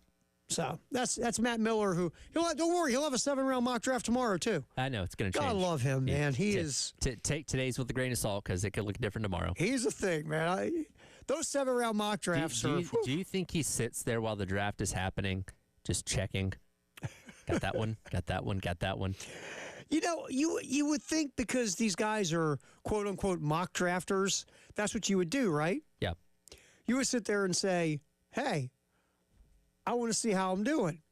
But wouldn't that also drive you insane knowing that your hit rate is going to be so low? Yeah. I mean, what because like the first round's kind of easy to figure out in a lot of ways because you know what teams need, you know what their top priority is going to be, and you can kind of figure out the first usually 10 to 12 picks with a lot of accuracy, but especially as you get deeper and you got trades and kind of stuff like this, and hey, this guy was number one on this team's board, but he got drafted by this team, and it just becomes a mess. And I like if you gave me like a Mel Kiper mock draft from last year, it wouldn't shock me if like the last 4 rounds he didn't get anything right. Right, exactly, because it's just so tough. It's so tough once you get, and even through the first round, once there's a trade or two, you're done. Your mock draft is just lighted on fire, right? Yeah. So it is a tough thing. Everybody wants to compare it to like Joe Lunardi. It's totally different. Yeah, totally different. Very different. All right, so that's what Matt Miller's mock draft says about the Gamecocks as we move forward. All right, baseball tomorrow night as South Carolina, they're bringing in Tennessee. They're only number 1 ranked team in the country. You want to win a series. It's a home series. You don't want to lose another series at home. You lost the Oklahoma series, which you should have won. You don't want to run into this again. Have we got a pitching rotation yet for the weekend? Last check, no. Okay, so we'll keep our eyeball on that because again, Dylan Eskew is in concussion protocol. You know, McCoy, bad outing last week. Well, not bad, just a rougher outing than he's typically had. He didn't get a lot of help, but he did have a rough outing as well, McCoy. And then that Friday night starter, who knows at this point? So we'll find out what the rotation will be. Okay, we have it. All right, go for it. Friday, Jake McCoy. Saturday, Jarvis Evans. Sunday, our favorite, TBA. I love TBA. My favorite pitcher. And apparently Dylan Eskew is going to be out for a while. Wow. According to Maneri a little bit earlier on today. Okay, so we will see McCoy on Friday, which is just bumping him up a day. Sure. And then we will see Evans, who, I forgot, what did he throw, 3 innings? He did a solid job. It was like 3 innings, wasn't it? And especially it's the fact he was on short rest from having pitched in the midweek. I thought he did fine. So we'll have Wednesday, Thursday, Friday. So my guess is you won't see him. He'll be on some sort of pitch count on Saturday, is my guess. Yeah, well, I mean, that's 6 days rest. Okay, well, he started Sunday. So he's 1 day short. Yeah, that's right. I think he should be fine. Yeah, they'll probably let him go. Yeah. So Evans will start. Heck, he's probably your best option at this point. I tell you, he's been your best starting pitcher. He has. Just be fair. You know, again, our boy Matthew Becker had 2 really good starts and then went sideways. McCoy has been solid-ish. Yeah. He's had some good moments. Last week was not one of them. But Evans, every time he's taken the ball pretty much, and he had to go on short rest on Sunday, he did all right. So Evans has been your best starting pitcher. Another piece of injured news, I'm reading this from Jack in his updates with the media availability.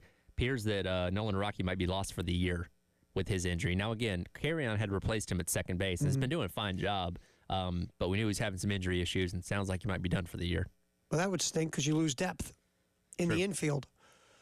So that's not a good thing. And then you have, obviously, Dylan Eskew. And look, anytime you get cracked in the noggin, yeah, you just never know, man. And I'm assuming there was no bounce to this. It just came straight in and hit him. Yeah. And look, it's one thing to catch a ball off to, if you're standing on the pitcher's mound and you catch a ball, that's bad enough. But a ball that's having time to travel and go way up in the air and come way back down, that ball's going fast. And you're not expecting it. No. At all. There's no, and again, does somebody say heads up? Hey, look out.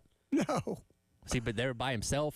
Did you ever get hit in the head or the face with a baseball? I got hit in the face a couple of times when in high school. I never played third in high school. I played it in rec league. But I remember one day in practice, they put me at the hot corner for whatever reason, and the coach was just hitting screamers absolutely down the line. Just, I guess, to see if I could take third base. I took it off the chin, the nose, the ears, the mouth. The baseball beat me up that day. Baseball won. Yeah. Because they're like, hey, get your body. As long as it doesn't get past you, they're good. They're like, I don't care if it breaks your nose. As long as the ball doesn't get past you, you're good. So you're blocking it like you're a goalie at that point. Yeah, I'm left-handed, so I never played third or short or second or any of that mess or caught. I played first or the outfield, mostly the outfield. So one time I was a little kid. I was like maybe 10 or 11 years old, and it was after a Little League practice, and I decided to be a goober and pretend I was an umpire just for fun, right? I'm sitting there behind somebody's pitching. I go, I'll umpire. So this guy threw a pitch, went off the catcher's webbing of the catcher's mitt, cracked me right in the eye. Oh. I was like 11. Ready? You honest to God thought my eyeball popped out. Yeah, you were dead. I was screaming like I was a freak. I remember my older cousin picked me up and carried me back home. I'm yelling and screaming and yelling, and they get me there, and I got my hand over my eye, right? Because I'm in such pain. They get me there, take my hand off my eye. I'll never forget my aunt goes, "There's not much there. Quit being a sissy boy." That's wild. Thanks, Aunt Joe. Okay, all right. We actually have some context really quick to the SQ situation. Again, I'm reading this from Jack's transcript on Twitter. He's in the bullpen behind the left field fence during batting practice, doing some pitching drills, throwing a weighted ball into the wall, and one of the batters hits the ball out of the park. It hits him right on the top of the head, and he's supposed to start the game tomorrow, Sunday's game. Anyway, started having issues with it, had to go into concussion protocol, wasn't even cleared until yesterday, but he was starting to have some problems with his side a little bit when he noticed it. He was playing catch a couple of days earlier. He was just doing some stretching, having any problems, noticed a little tight, but when the ball hit him the way it did, his body reacted to it, which irritated him, and now he's got an oblique problem. Oh, so you get hit in the head, now you got an oblique problem, too. Good Lord. Wow. That's awful. Chase. So we'll see what happens with Dylan Eskew. Could be out for a bit. All right. It's time to give away some Tartans Day tickets there, Tyler. Hit our cool little music bed here. Because we can't think Tartans Day without some bagpipes. Sure. Put on our kilts. I'll leave that to you. You know, there's certain things in life, and look, there are guys who can pull this off. I've heard it's a freeing feeling. I hear it is too. I hear it's airy. Sure. Oh, honestly, we were looking at this earlier. A lot of fun events. They got the athletic stuff going on, also traditional things going on as well. Tartan Days, what's April 3rd to 6th, I believe. Give us a holler on the text line. We'll take texters. Texter number 5. We'll get a family 4-pack of tickets to Tartan Days. Again, 803-404-6100. That's right, will call. You got to go to will call to get your tickets. So hit us up on the text line. Texter number 5, 803-404-6100. Halftime show, what's trending at 2. We'll continue rolling here on the game.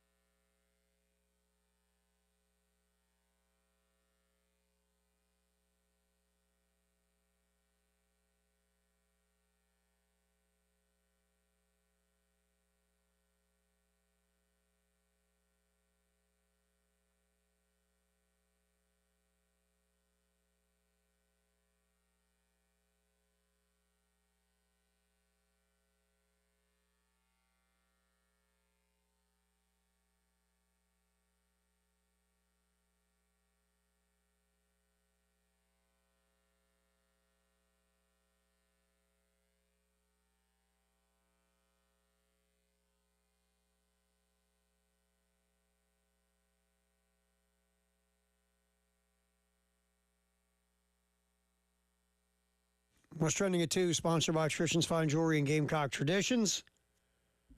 Terry Ford, Tyler Head, we are rolling up until 3 here on the game, and the folks in the post-game show will take over.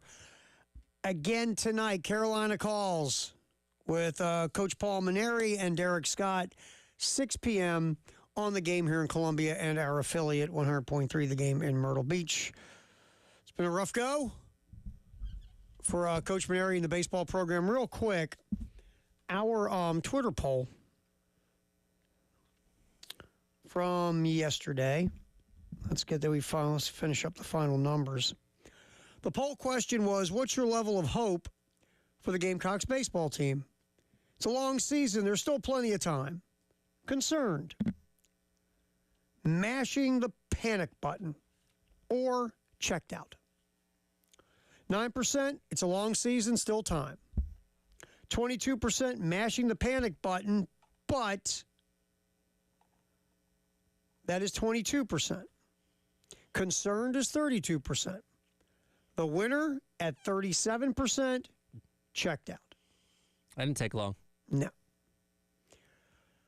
Couple of comments. Checked out, unfortunately. We'll be interested to see what the new AD has in mind come the end of May. Another one, panic button. One quality win out of 26. It's like the basketball team, wake me up when it's over. Well, if in reference to Donati, he's not going to make a coaching change. No. Like, I'm assuming you're talking about the NIL component and all that kind of stuff. I almost 3,000 folks viewed our little poll, over 400 votes. We thank you very much. Yeah, I think that's the thing. Look, like Jeremiah Donati did with Lamont Paris. Okay, let's meet, sit down. What do you need in your mind to be successful with this basketball program? Right. At the end of the year, I can see the conversation with Coach Mainieri saying, what do you need? What do you need to make this program successful? You are highly decorated as a baseball coach. You've won a national championship. You have been to Omaha multiple times with 2 different programs. What do you need to get you where you want to go and we want you to go? That'll be a conversation. Yep. And I saw this another what was it about the basketball program, that there'll be 4 times the available money that there was last year for the transfer portal. Whether you're bringing in guys from the portal or keeping guys, there'll be 4 times as much money. I read a report. If that's true, good. Yeah. Because you need it, man. This is the world we live in. You can like it, you can hate it, but this you want to play, you got to pay, and that's just where it's at. And I'm sure with baseball, how much money do you need, do you think, to navigate the portal?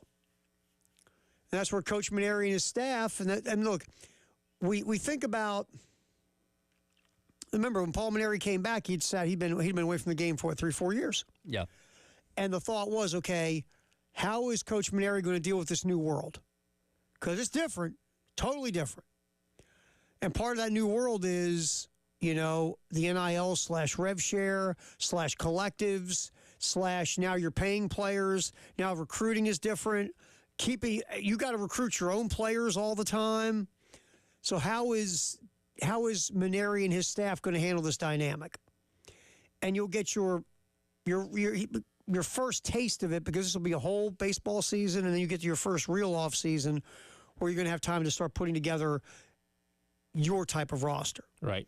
So we'll see where all this goes. But again, the Twitter poll was not good already. No, but I get it. Like, I get why people are at that point. And again, especially coming off the heels of a disappointing men's basketball season where, like baseball, people are pretty hyped going into it. You go to the tournament last year for the first time in 7 years. That brings a lot of momentum and energy going into your following season, and they fell on their face in conference play. And again, you bring in a coach with the resume as Mainieri, got a lot of people hyped up. Now, again, I don't know if everybody was saying, hey, this team's definitely going to go to Omaha in year number 1, but reasonable expectation was being competitive in conference, and it's not happening right now. No, and I think that's the thing. Because you were hearing folks near the end of the basketball season saying, thank God baseball's coming. Yeah. Remember that? That was their that was the light at the end of the tunnel. Like, it was all baseball. This has sucked, but at least baseball is going to be fun. And hey, again, you have beaten every mid-major opponent you've gone up against. But at the end of the day, that's not what matters. It's what matters is what you do against quality opponents and conference opponents. And right now, you've only won one of those. Right. And so I think the expectation of, well, got a coach in here who knows what's up. He's got a great resume. Here we go. Yeah. It's going to be fun. And again, we had higher expectations because of what he's accomplished. Where again, if this was somebody from a mid-major program that they hired in his first year, it's like, okay, not a great start, but I get it. Again, with the Mainieri thing, and look, he wasn't shy about saying, we're going to hit the right ground running and have success right away, but we're not seeing it yet. No, and I think that's where a lot of the disappointment is, because you were expecting more. Just like with basketball, no one saw this coming for men's basketball.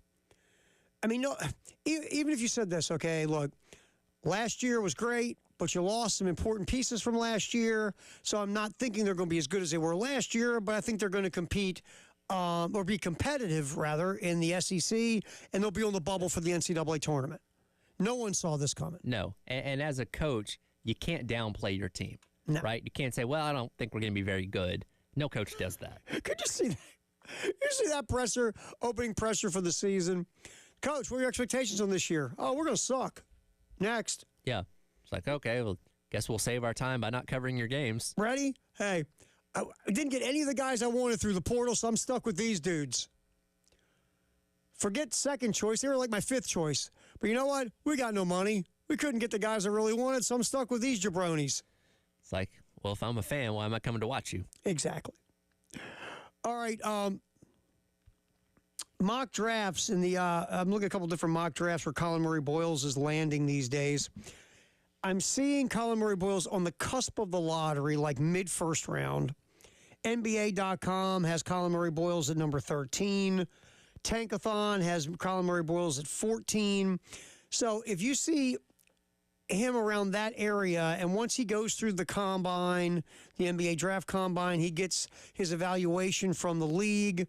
If they're putting him mid-first round, it's a no-brainer. Yep. Gone. See you, bye. And if you look at the 14th pick to the Atlanta Hawks, in that slot is $21 million over 4 years. Just under $4.5 million for the first year. Bye. Yeah, 1,000%. Yeah, I mean, I think if he gets any kind of guarantee he's a first-round pick, or however the NBA wants to lay it out to him, if he walks away from that conversation, they feel pretty good about him being a first-rounder. He's gone. Yeah, no reason to come back. And again, the risk that you take, that especially if you are commanding a lot of the NIL dollars here, can they even put talent around you that's going to help you be successful? I don't know. Right. So I feel like Colin Murray Boyles will go. And if he gets the right information, he should go. Yeah. But that's the latest there with that. All right, what's trending at 2, sponsored by Traditions Fine Jewelry and Gamecock Traditions. Fire up this Gary Danielson real quick, Tyler, before we get out of here. I've been thinking about it for a while. The run has been so long. I mean, if you do 36, you'll be like 55 years old with this, when you finish up. So it's, I don't know. I think it's time. I really do. I really wanted to do the transition to the Big Ten, get back where I started. Loved my years in the SEC. You know how fun it is to be on a team, and our SEC on CBS team was great, and now doing the Big Ten on CBS has been, a dream come true to go back. So I know I'm going to miss it, but since I've got a whole year to work, I probably won't feel it until I'm watching you guys in 2026. So that'll probably be the first time I really will miss it. Gary Danielson wrapping it up after this season as the analyst, obviously doing the Big Ten games. Before that, did the SEC games forever. And everybody hated him. I was going to say, and nobody liked Gary. Gary Danielson hated everybody's team. Yeah. Oh, of course. He hated every single team.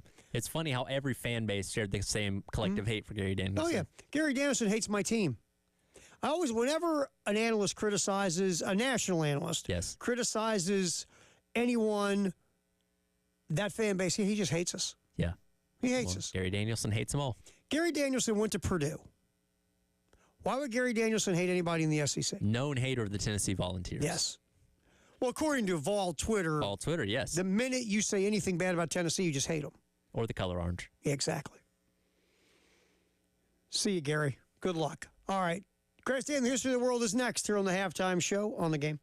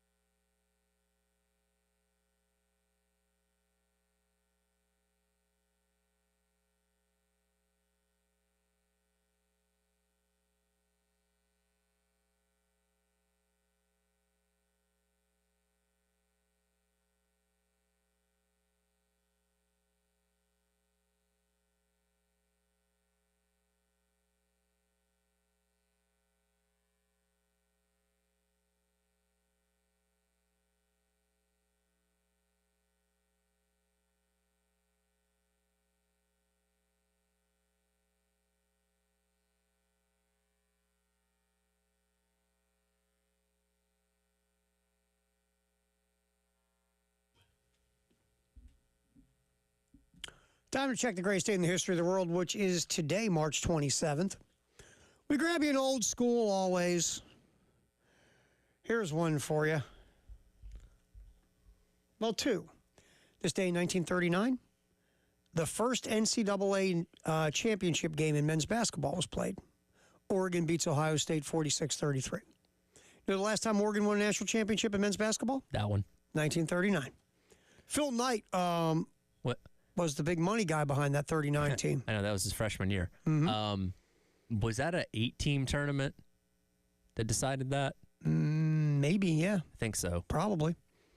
I know it wasn't much more than 8. Yeah, it started off pretty small because it was an invitational. Yes. Right? Like, best teams from You got whatever invited. conferences. Is it 1939? 1939. I believe it was 8 teams. Yeah, Oregon winning the first men's national championship this day, 1939. Yes, 8 teams. Can you name all 8 teams? Oh, never forget it. Let's see, you got Oregon, Ohio State. Yep. Which is a Big Kansas? Ten matchup now. How about Kansas? Kansas not in there. How about Oklahoma A&M School for Trucking?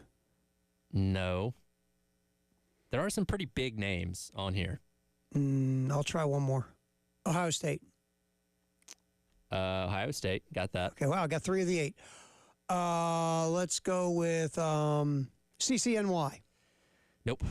All right, what you got? What's the other ones? All right, so the following 8 schools. It was Brown, That was my Ohio next State, guess. Villanova, Wake Forest, Oklahoma, Oregon, Texas, and Utah State. I might have thrown out, what was it? I might have threw Ohio State out there for fun, but the other ones I wasn't getting. Also, the Utah State team was coached by Dick Romney.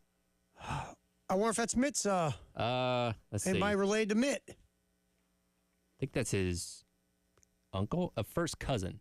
That was his first cousin? Yes. A first name you never hear today, or very rarely hear today. No, not really. There's reasons for that. Yeah, there is.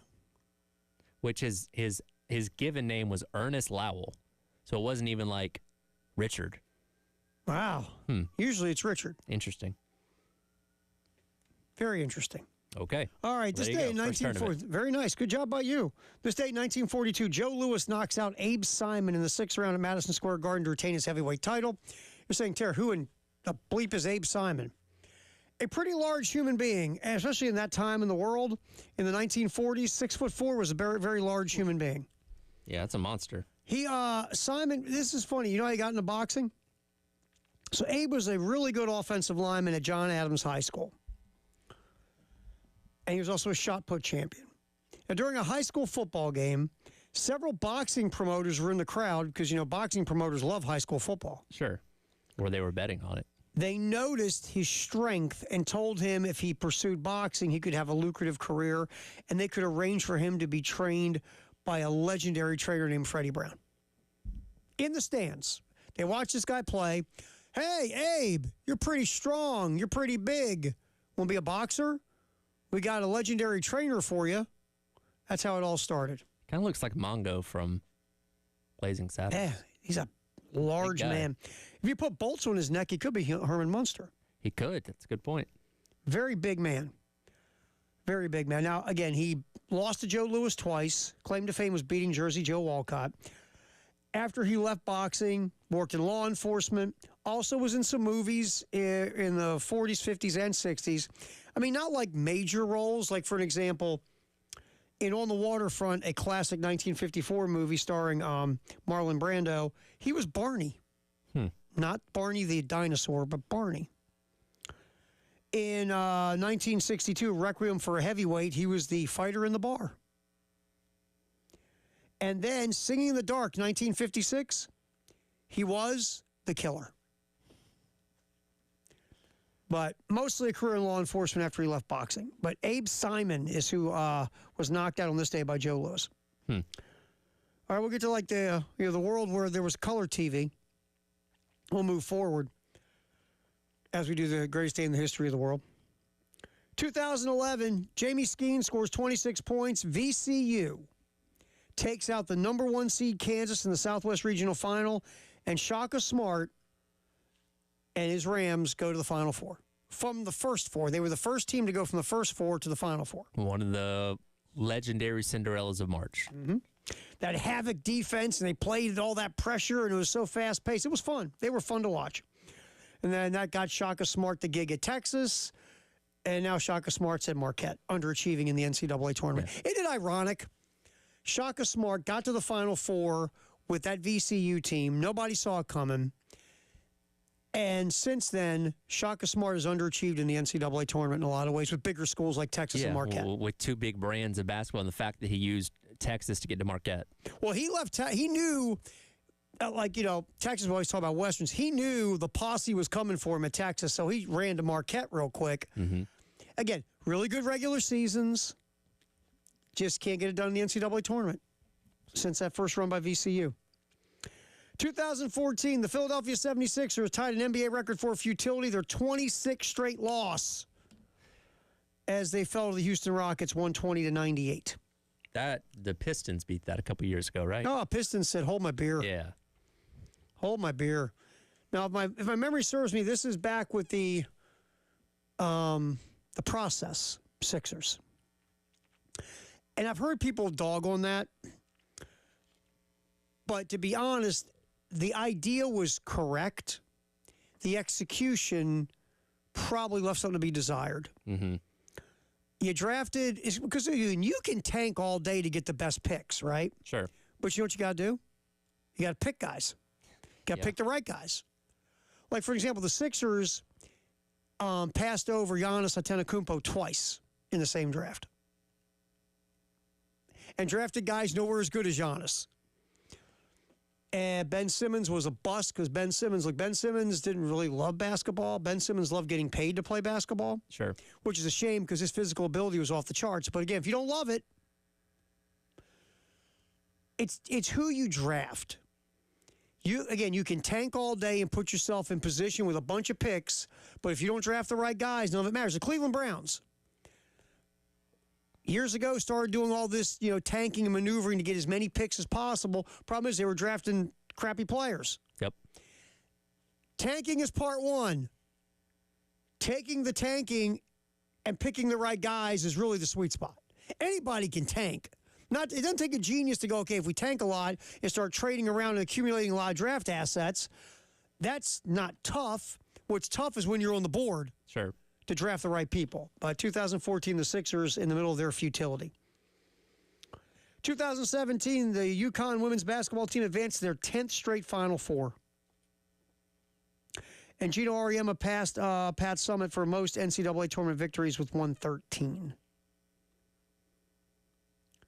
The records that UConn women's basketball has is just filthy. Insane. What Gino Auriemma has done. And now look, Dawn Staley obviously is phenomenal. And the South Carolina women's program, if you look at these last, 5 years, is the best program in women's college basketball. But Gino, over the long haul, the sick records at UConn are just, wow. So UConn's women's basketball team put up a couple more records this day in 2017. All right, it's the greatest day in the history of the world, which was March 27th. Up next, our handoff. Sponsored by Little Pigs on Alpine to Jay and Elijah in the postgame show. Also, our Firehouse sub text of the hour at 803-404-6100. It's opening day in Major League Baseball. Just doesn't feel like it used to, man. No, not quite. Not quite. Halftime show. Tyler Head, Terry Ford were hanging here for a little bit longer on the game.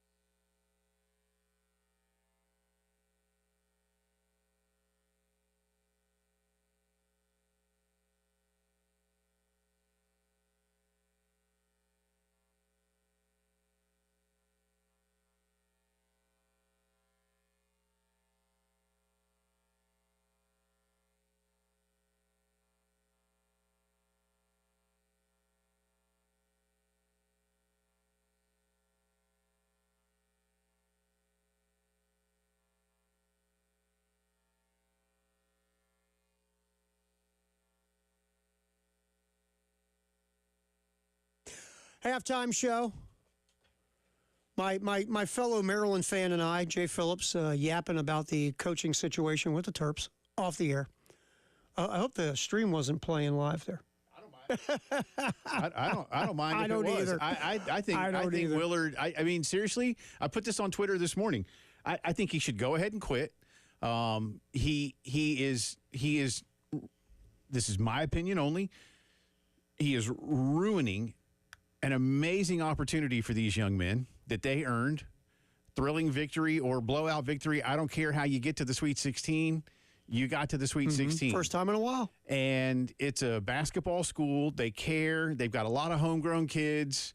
They've earned this. They're a good basketball team. I think Florida will win tonight. Yeah. But Maryland can beat them. Listen, and I don't mean this. Y'all please take this the right way. If South Carolina this season can lead Florida for 39 minutes, Maryland can beat Florida tonight. Now, I think Florida will win the game, but that's beside the point. I said on Twitter, too, look, I respect Brian Kelly, and I'm going somewhere with this. I respect Brian Kelly as a football coach. He's a good football coach. But I alluded to the exit from Cincinnati when the Bearcats under Brian Kelly had punched way above their weight, had earned a bid to the Sugar Bowl. And Brian Kelly bolted for Notre Dame and left them in the lurch. Because basically Notre Dame said, you come now or you don't come. And he didn't fight for his players. And these coaches all the time preach togetherness, camaraderie, family. You know, we this is the, and then bleep like this. And look, I don't want to throw the umbrella over all coaches, but what Willard is doing at UMD, again, it's the timing. Yep. You're getting ready to play a number 1 seed for the right to play for the Final Four, and you're doing this crap. And it's a horrible look. And it reminded me, I know the Sugar Bowl Cincinnati thing wasn't for anything other than the pride of winning the Sugar Bowl. But Brian Kelly did that, and ever since then, I've had this kind of ick around Brian Kelly, and now I've got it for Willard. And if look, Nova's a great job, Maryland's a great job. Maryland right now, I get it, it's a bit of a mess. They don't know who their AD is going to be. They got some other things going on as they still try to clean up some financial things, but to do this to his kids the way he's doing it. I think you make a great point, and we haven't really gotten, and I wanted to save it for when you got here. That point, the difference between Kelly and Willard is this, that basically Kelly, Notre Dame looked at Kelly and said, you want the job? Get here, start recruiting. And Kelly said, okay. Yeah. Willard has gone out, and he's the one that went to this. Yeah. Willard could have said from the beginning of this tournament, look, guys, my future doesn't matter. You know what matters? Those players. Right. So I will address my future later. No, Willard steamrolled Maryland, which, again, they deserve steamrolled over some of the things they do poorly. But you made it about you, Kev. Yeah. You basically didn't make it about your players anymore. You made this about you. And you now have doubled back on making it about you. And then he didn't show up for the team dinner last night. Yeah, it's just not a good look, man. On the eve of your Sweet 16 game. I hope those players will bond to the idea of, we're going to go win for us. Well, I hope that. I told Elijah, and I may say this again during my show, but just picture this for a second. I know we're up on time. Like, somewhere under 4 minutes to play, tight game. And here's Willard drawing up a play. I just want one of the Terps to grab the clipboard and go, nah, F that. We're doing this. Right. Why don't you go to Villanova? We're going to go win the game. We're going to win the game. That's right. And why don't you go Pack? I would love to see that. And then Queen hits the shot. Yeah, that'd be, so. we got coming up there, my man. David Cloninger is going to join us from Birmingham. We got a lot of football to get into, and it's opening day. So I may just sit here and talk about the Braves. Got your Braves gear on, man. I had this Very shirt. Nice. Well, I'll tell people how long I've been wearing this shirt. Tyler, good work. Tyler's got his hat on, too. These guys, Braves. Go Braves, baby. I got my Oriole underwear on. I'm pretty excited. I didn't need to know that. Post-game show's next.